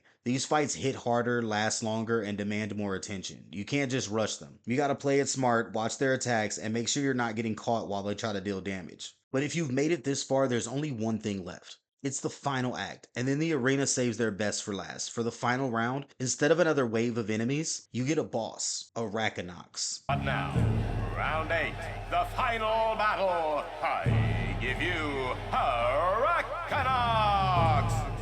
And first off, despite the name, this is not a spider. It's a giant arena-raised scorpion that someone looked at and said, yeah, let's keep it in a cage and make it fight people for entertainment. The arachnid doesn't just stand there. It burrows underground at speed, disappearing completely, and suddenly you're not fighting it anymore. You're fighting everything else it brought with it. Regular scorpions start pouring out of the ground, and now you've got to manage that swarm while waiting for the big one to come back up. And when it does, it charges. Fast enough to catch you off guard, strong enough to punish you if you're not paying attention. And then there's the stinger attack. It rears back, slams into the ground, and sends a shockwave tearing through the arena floor. It hits hard, it tracks you, and if you're not ready for it, it will absolutely ruin your day. The real trick to this fight is patience. Because the Arcanox isn't fully vulnerable at all time, the only spot that really matters is that glowing green eye in the center. And the only time you can reliably hit that is when it's winding up its stinger for an attack. And that's your window. If you're paying attention, that's where you'll win the fight. Meanwhile, Whisper is technically helping in the sense that she is present, she's taking shots, doing very little damage, and just kind of contributing emotionally. So for the most part, this is still going to be on you. But eventually it will go down. The Arcanox collapses, the arena goes quiet for half a second, and then the crowd absolutely explodes. You've taken down the biggest thing that they can throw at you, and just like that, you've cleared the arena and become the next champion. You just took down a giant murder scorpion, and the crowd is absolutely losing their shit. And for a second, it feels like that's it. You did it, you won, and the gold is all yours. And then this is where he shows up. Jack of Blades. I have returned. After an eternity away from you all, Jack of Blades is back.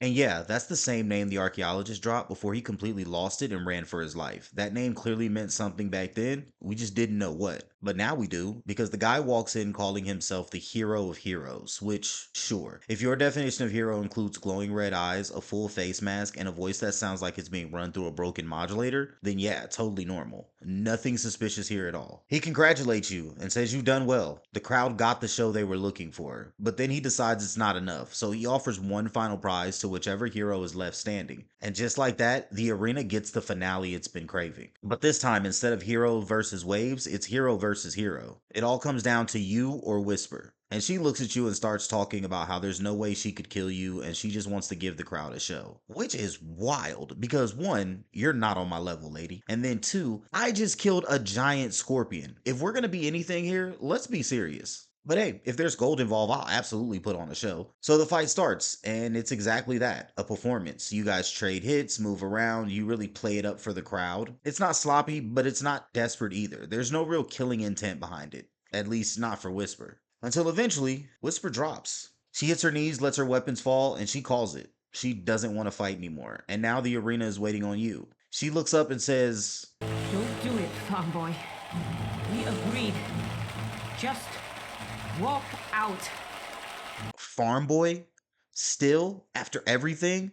At this point, we've survived all 8 rounds of the arena. I took her down, and I killed a scorpion the size of a small house, and she's still on that farm boy nonsense? And so this is where you get to make a choice, because you can end it right here. You can take the extra gold, give the crowd what they want, or you could walk away. And since we've been playing this run as a good guy, we go ahead and spare her. We walk out of the arena as the last one standing, and just like that, we're the arena champion. You collect a ton of gold, your renown really spikes, and for the first time, it really feels like Albion is starting to recognize what you are. Not just a hero, but the hero. But of course, haters are gonna hate. And there's no bigger hater than the former arena champion, Thunder. He's waiting just outside the gates with Lady Grey, the mayor of Bowerstone. And while he's trying to explain away what just happened to his little sister, she's clearly not impressed. In fact, she pivots immediately. Because while Thunder is still processing the shame on his family, she's already looking at the new champion. And that really makes him mad. You beat his sister, you got his title, and the way this conversation is going, you might just take his broad too. That's gotta be a rough day.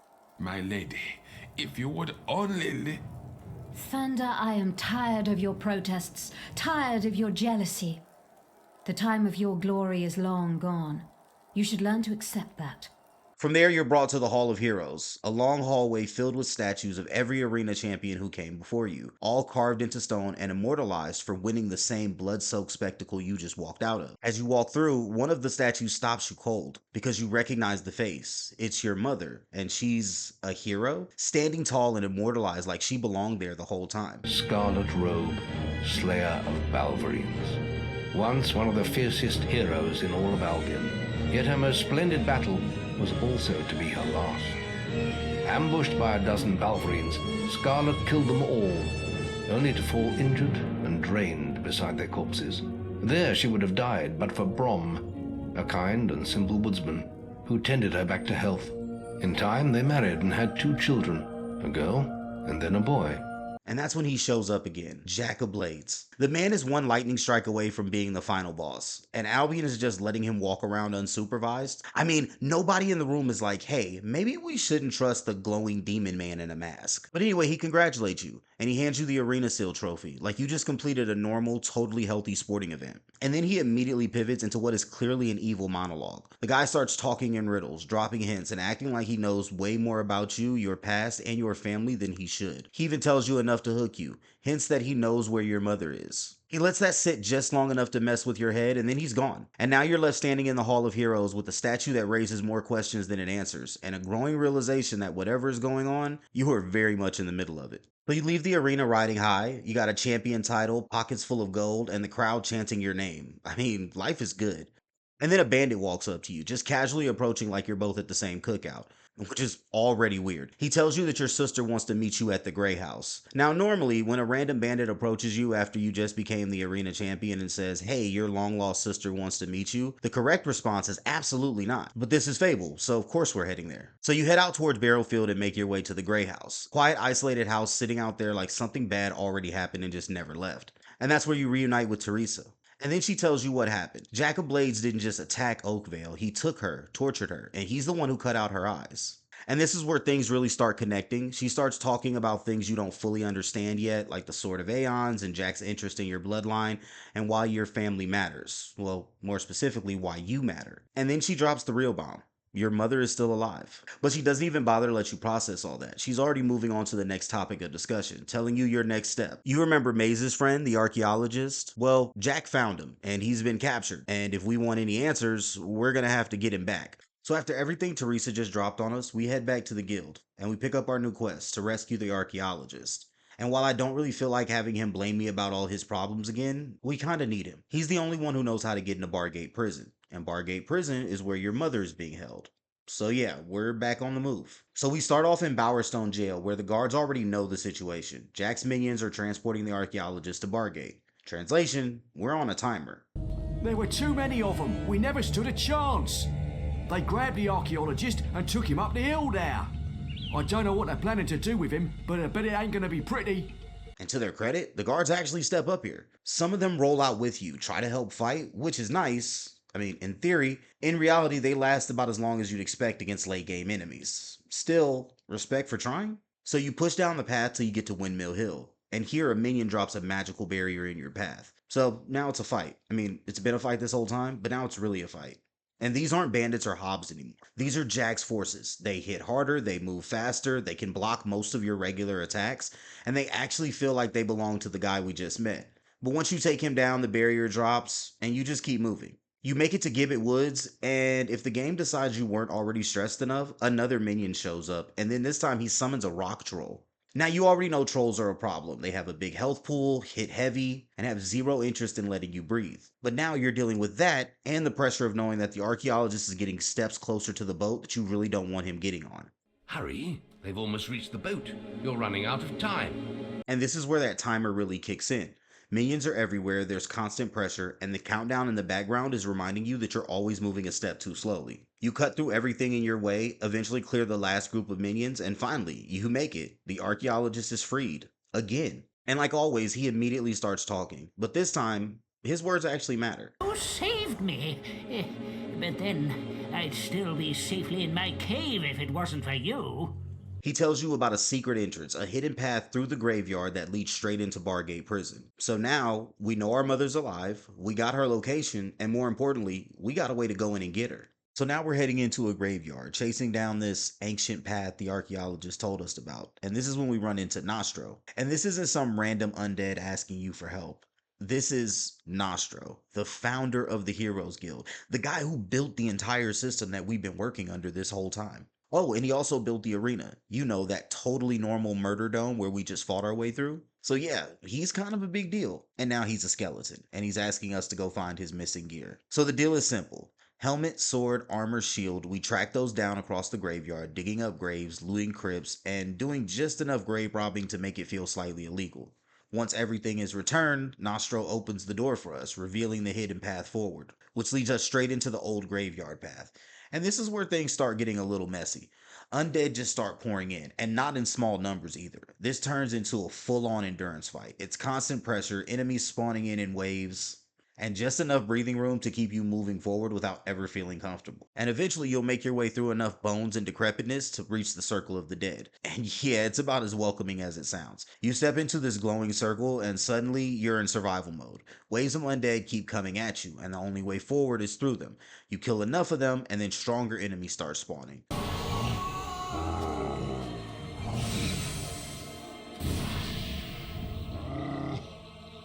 Clear those out, and then finally, the path to Bargate Prison opens up. This whole area is just a big slogfest. You're basically just cutting your way through waves of undead, but it is a great way to build up a little bit of extra XP, as you can use any style that you want in order to defeat these undead. So you can use your bow, you can use your sword, or you can use lightning, and the more that you defeat, the more experience you'll get. And they will spawn indefinitely, so you can just sit here for like 10 minutes and build up enough XP to speedrun the entire rest of the game. So after surviving the graveyard gauntlet and opening the path forward, you step into this underground chamber, and just like that, we're officially on a prison break mission.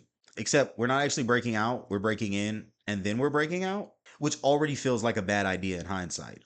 From here, it's a straight push toward Bargate Prison, and the game does not let up. You're moving through tunnels and cliffside paths, and these tight underground passages where everything is trying to kill you on sight. Undead are still just popping out of the ground out of nowhere, guards are now posted and ready to throw hands, and every couple of minutes the game just goes, yeah, you're not leaving this room, as a red barrier pops up barring your progress until you clear out the enemies. There is a small detour in the tunnels where you can grab some extra potions and resources, but of course, it's going to come at a price. There's a couple of guards and a nymph waiting for you there. And if you fought the nymphs before, you know that they are impossible to pin down. And in this tight space, it makes it all the more difficult. Eventually, you'll fight your way through enough guards and undead to finally reach Bargate Prison. So you push inside, cutting your way through the guards, cells, and everything else standing in your way until you finally make it all the way up to the torture chamber. And this is where you finally see her, Scarlet Robe, your mother. And the reunion is not exactly the heartfelt moment you're probably expecting. At first, she doesn't even recognize you and just thinks you're another guard. Then it clicks, and instead of relief or some big emotional payoff, she immediately starts getting on your case for even being there. It really is you, isn't it? What the hell were you thinking coming here? Don't you see he'll take us both? Never mind. We've got to get out of here. Get this damn cage open. Which, honestly, kind of fair. From her perspective, you just walked into one of the most dangerous places in Albion, with no backup and a game plan that basically amounts to hit everything upside the head until it stops moving. But for right now, there's no time to worry about that. We need to get her out of here. So we make our way back, retracing our steps and cutting down anything that gets in our way.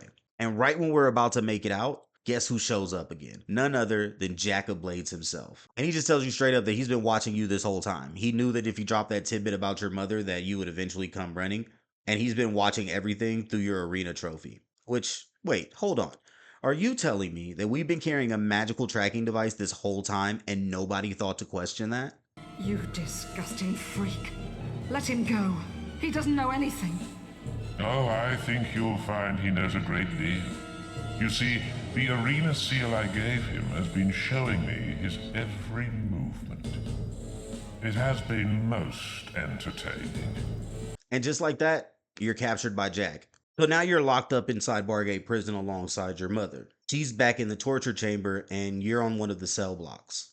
It's dark, dirty, miserable, guards are everywhere, and prisoners are packed into cell like it's normal. And the worst part of it all isn't the torture chamber or the guards, or even the fact that you just got outplayed by Jack. It's the warden, because it's his birthday, and instead of cake, this man wants an audience. So the warden is super into poetry, and not just writing it either. He wants to make sure he reads it to somebody who can truly appreciate the depth of his character. The recital will begin anon. Remember, I require total silence. And naturally, since nobody else wants to do it, he makes the prisoners race for the opportunity to sit and suffer through his poetry lesson. And I need you to understand something. This isn't good poetry. This is the you'll sit there and listen or you'll suffer type of poetry, which honestly, I can't decide which is worse. But now you and the rest of the prisoners get lined up, and you're forced into this race just for the privilege of hearing it up close. Win the race, and congrats, you'll get a front row seat to the worst spoken word performance in Albion. And obviously, we're the hero here, so we win. You get brought into his office, and he starts reading, and then the real objective kicks in. We're trying to piece together a prison break while this man passionately recites absolute nonsense from 5 feet away. There's a bulletin board with a combination and then a set of 3 locked books. So you sneak your way behind the warden over to the bulletin board, get the combination, and then sneak back over to the books. Crack open one of the books and you get nothing. It's back to your cell, and then another year passes. And I know what you're thinking. I'll just reload my last save because obviously I just got the wrong book, right? Well, wrong. There's actually no right book on the first try. No matter what book you choose, it will always be empty. You're gonna spend at least 1 year in prison, which kinda sucks. Another year would pass by in this prison. Another year of torture. The ancient, noble blood in his veins, the power of the guild, none of it meant a thing inside these walls. So after sitting in prison for a whole year, the warden's birthday comes around again, and he's been working on some new stanzas that he wants to try out for the general public. And then the cycle repeats. There's a new race, a couple new poems, but the same old suffering. But this time, if you're lucky, when you check a book, there's a key in there. You're sent back to your cell, but now you have a key to get out. So you break out, you grab your gear, and then everything flips.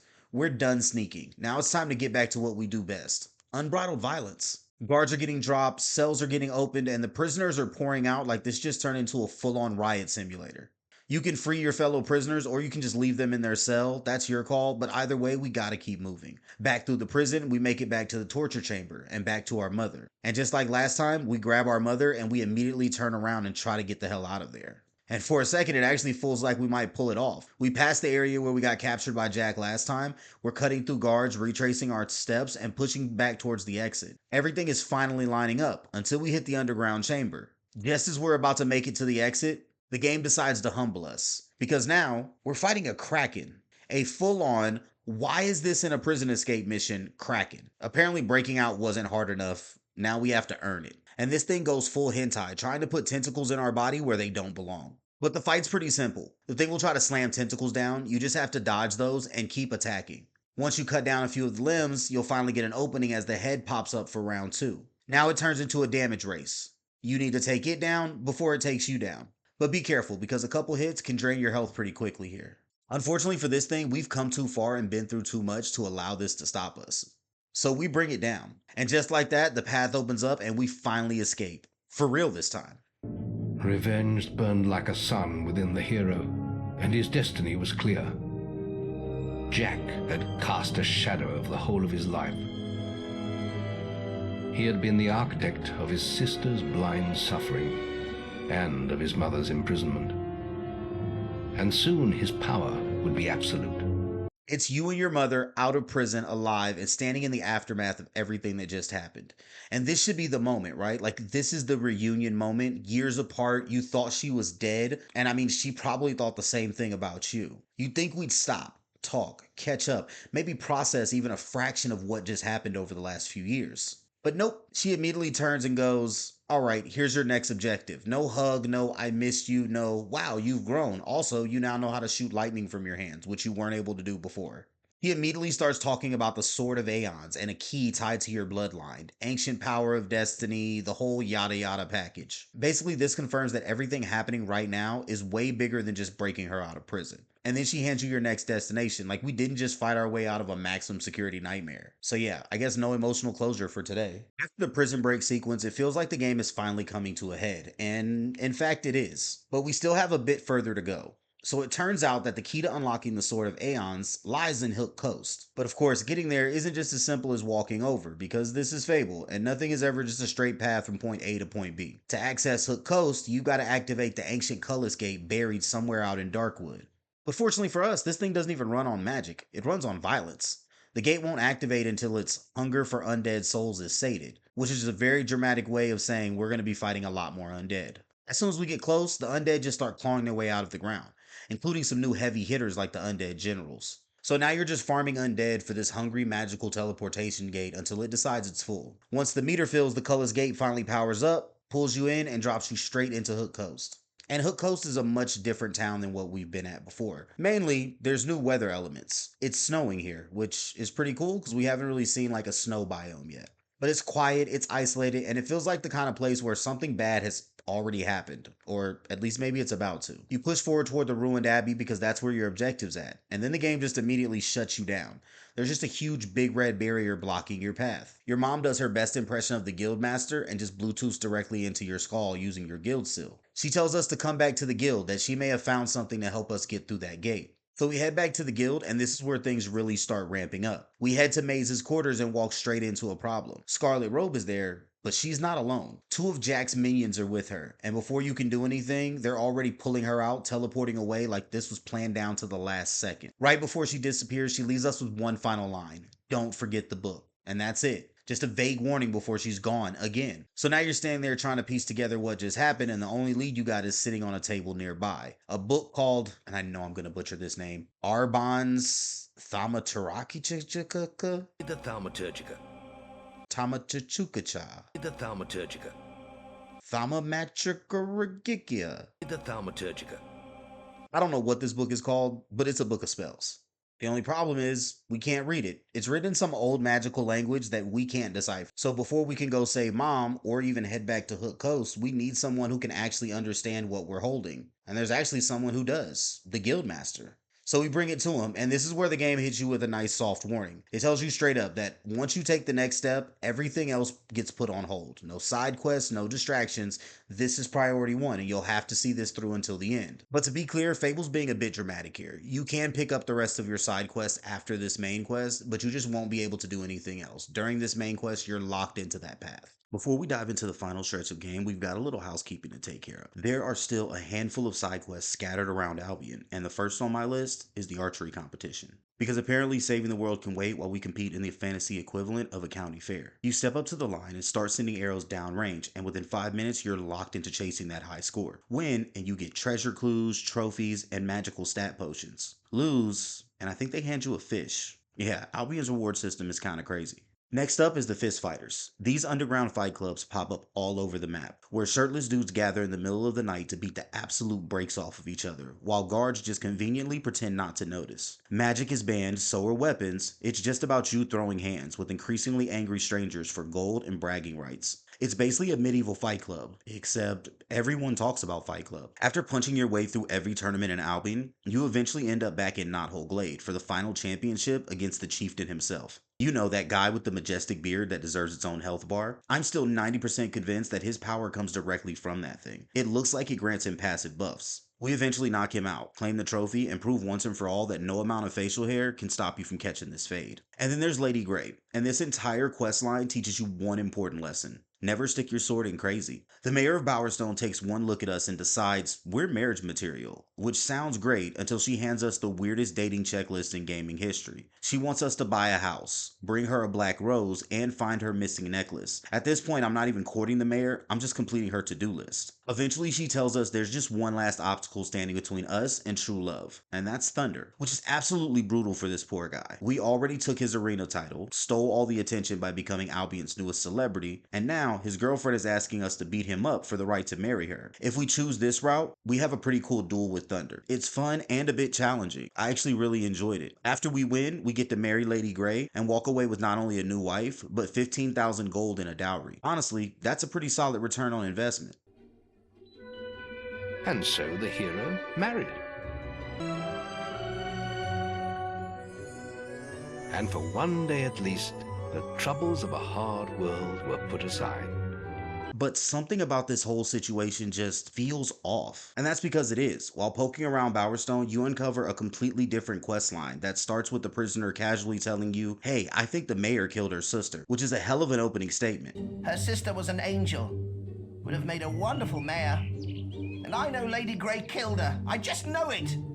So naturally we investigate. Before long, we're sneaking around the Grey house at night, flashing a lantern 3 times like we're trying to summon Batman, only for the ghost of Lady Grey's sister to appear and lead us to a hidden cellar full of evidence. Turns out, Lady Grey isn't just waving red flags, she's collecting them. And the game gives you one final choice here. You can ignore the fact that your future wife is allegedly a homicidal maniac, marry into the richest family in Albion, and pretend everything is fine, or you can expose her, watch her disappear from Bowerstone forever, and become the mayor yourself.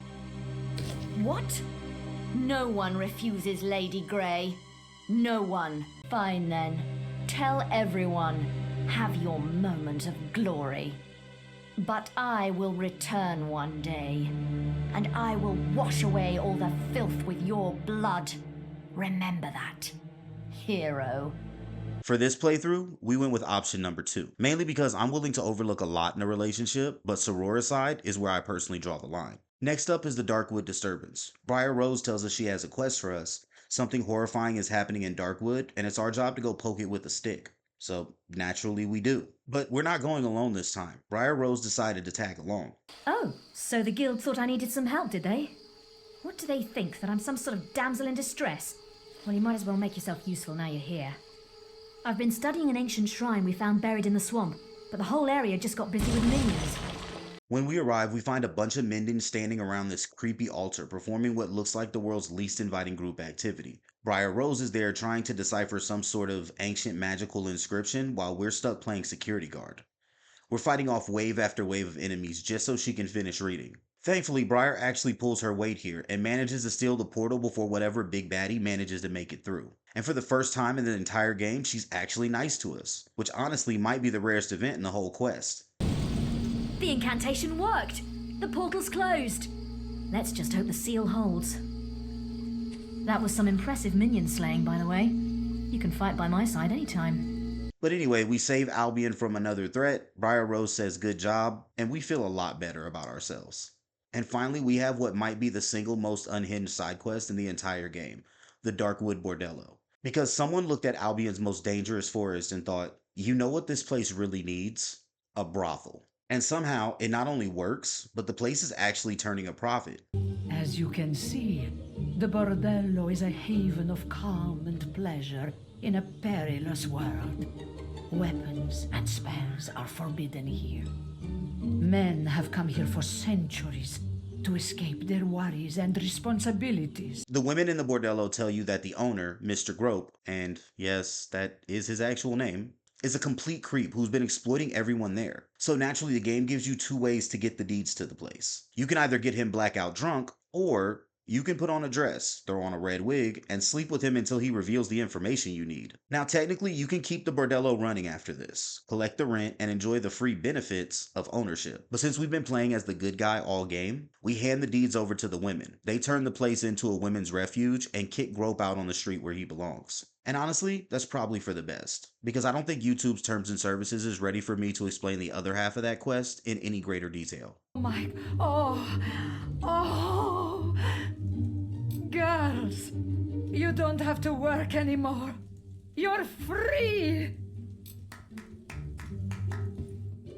Now, there are still plenty of side quests that we didn't cover, but these are the ones that stood out to me the most. The rest, you'll just have to experience for yourself. Trust me, half of the fun of Fable is stumbling onto something so absurd that you have to stop and ask yourself, who at Lionhead got away with putting this in the game? We head back through the Cullis Gate to Hook Coast, and as soon as we arrive, something feels off. The place isn't quiet like it was before, it's evacuating. Villagers are running, panicking, and getting out of there as fast as they can as something called Screamers start showing up, filling the area with that same you shouldn't be here energy that the game loves to throw at you right before everything goes sideways. What's interesting is that they're still introducing new enemy types even this late into the game. How to give it to Fable, they're definitely creative. But we're not here for them, so we cut them down and push forward. We finally make it to that big red barrier that stopped us before. Then the guildmaster uses our seal like a loudspeaker. He reached from the book, reciting the spell that finally gets the barrier to drop. Guess that entire Bluetooth connection finally had a point, huh? And for about half a second, it finally feels like we're making progress, like we're really getting somewhere. But waiting on the other side of the barrier is Maze. And it turns out Maze was working for Jack of Blades all along. That explains why he was in Oakvale when the town was burning. That doesn't explain why he saved us. Maybe he didn't know who we were. Maybe he didn't find out until later.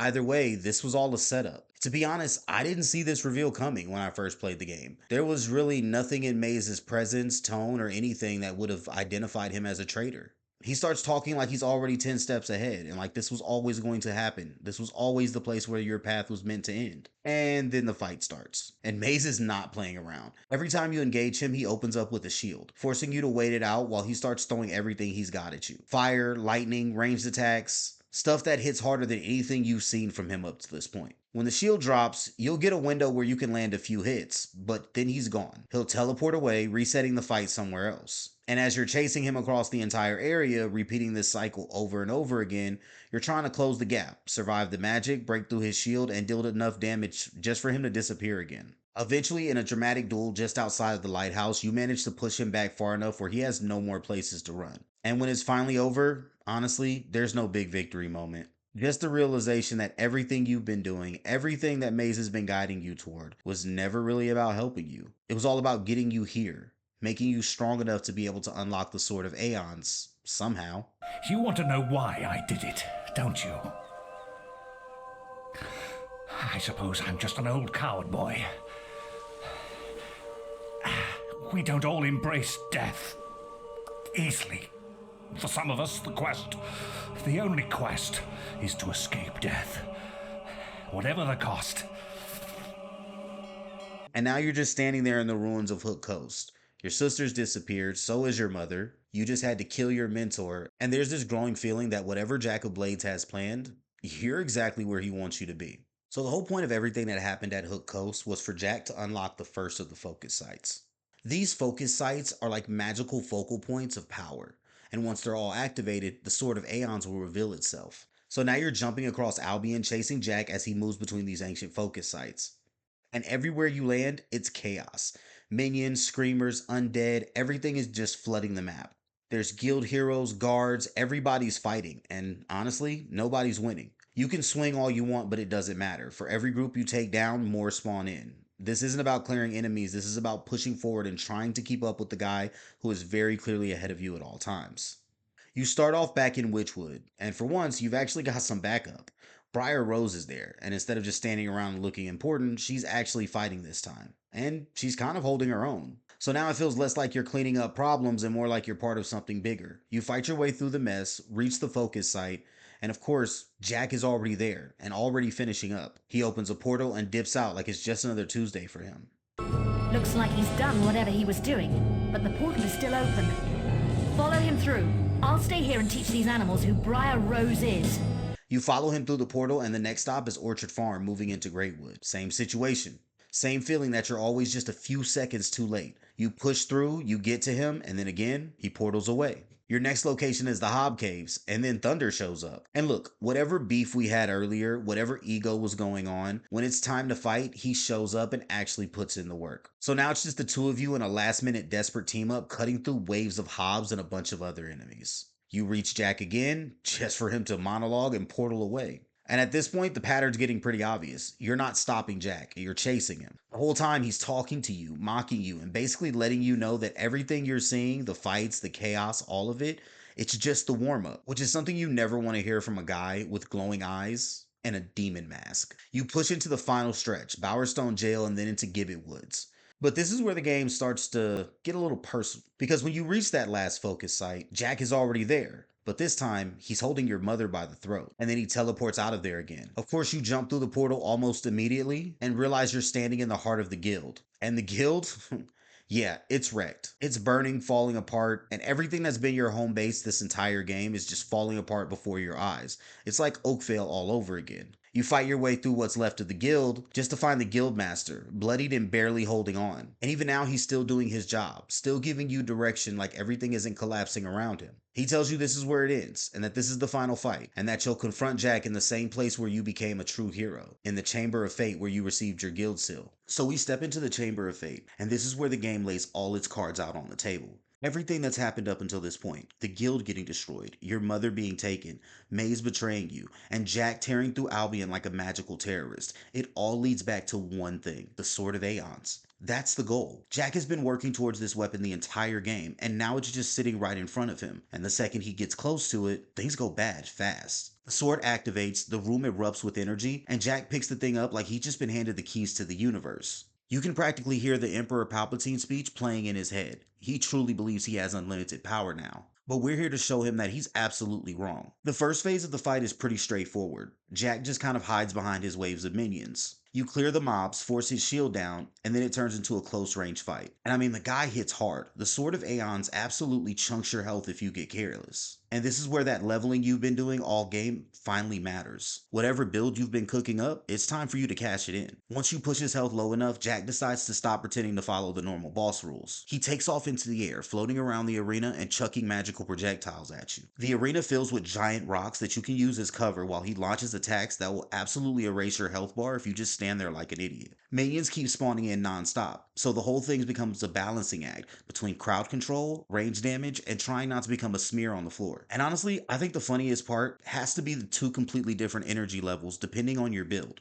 If you came in here unprepared, it turns into a desperate cover shooter where you're hiding behind rocks and praying that your healing items hold out. But if you've put some levels into things like will or ranged attacks, or if you've maxed out slow time, you basically become a fantasy version of Neo from the Matrix. You can slow the entire arena down, pull out your bow, and just start unloading arrows into Jack so fast that the final boss fight starts looking like a public execution. Either way, the outcome becomes the same. Jack falls, and the man behind everything finally goes down, and for a second, it feels like that should be the end of it. But this being Fable, they have one last choice to throw at you. Now you're standing there with the Sword of Aeons in front of you, and Teresa is standing nearby. The game gives you two options. You can throw the sword away, end the cycle, and become the hero that Albion needs. Or you can kill your own sister and use her blood to unlock the weapon's full power. Because after everything we just watched Jack go through to get the sword, we're not becoming like that guy. So we follow our good boy nature and throw the sword away. And with that, Jack of Blades is finally gone, and Albion is saved. The hero had triumphed over Jack of Blades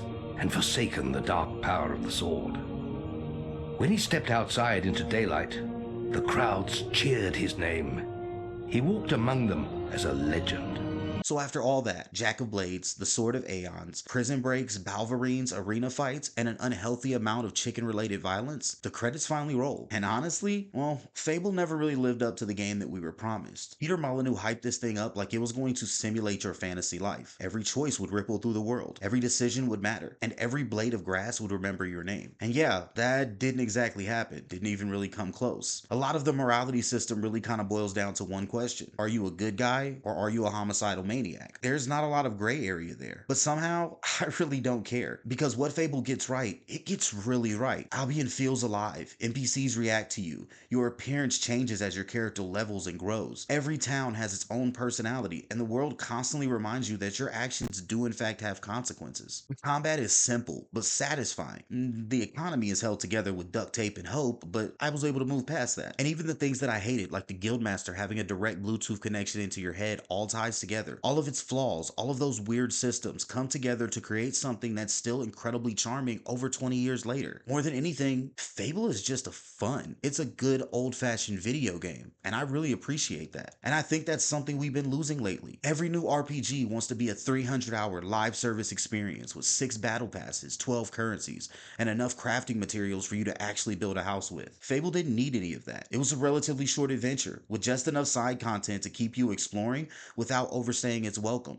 And because of that, it's a game I found myself coming back to over and over again since I was a kid. And thanks to the anniversary edition, it still holds up surprisingly well today. The art style completely carries it. The PC port runs great. You can pretty much install it and start playing without having to sacrifice a goat just to get it working. Now, if you played Fable Anniversary or The Lost Chapters, you probably know there's actually more game after this. The Lost Chapters expansion, which comes bundled with Anniversary, adds another region, bunch more quests, and what many people consider to be the true ending to Jack of Blade's story.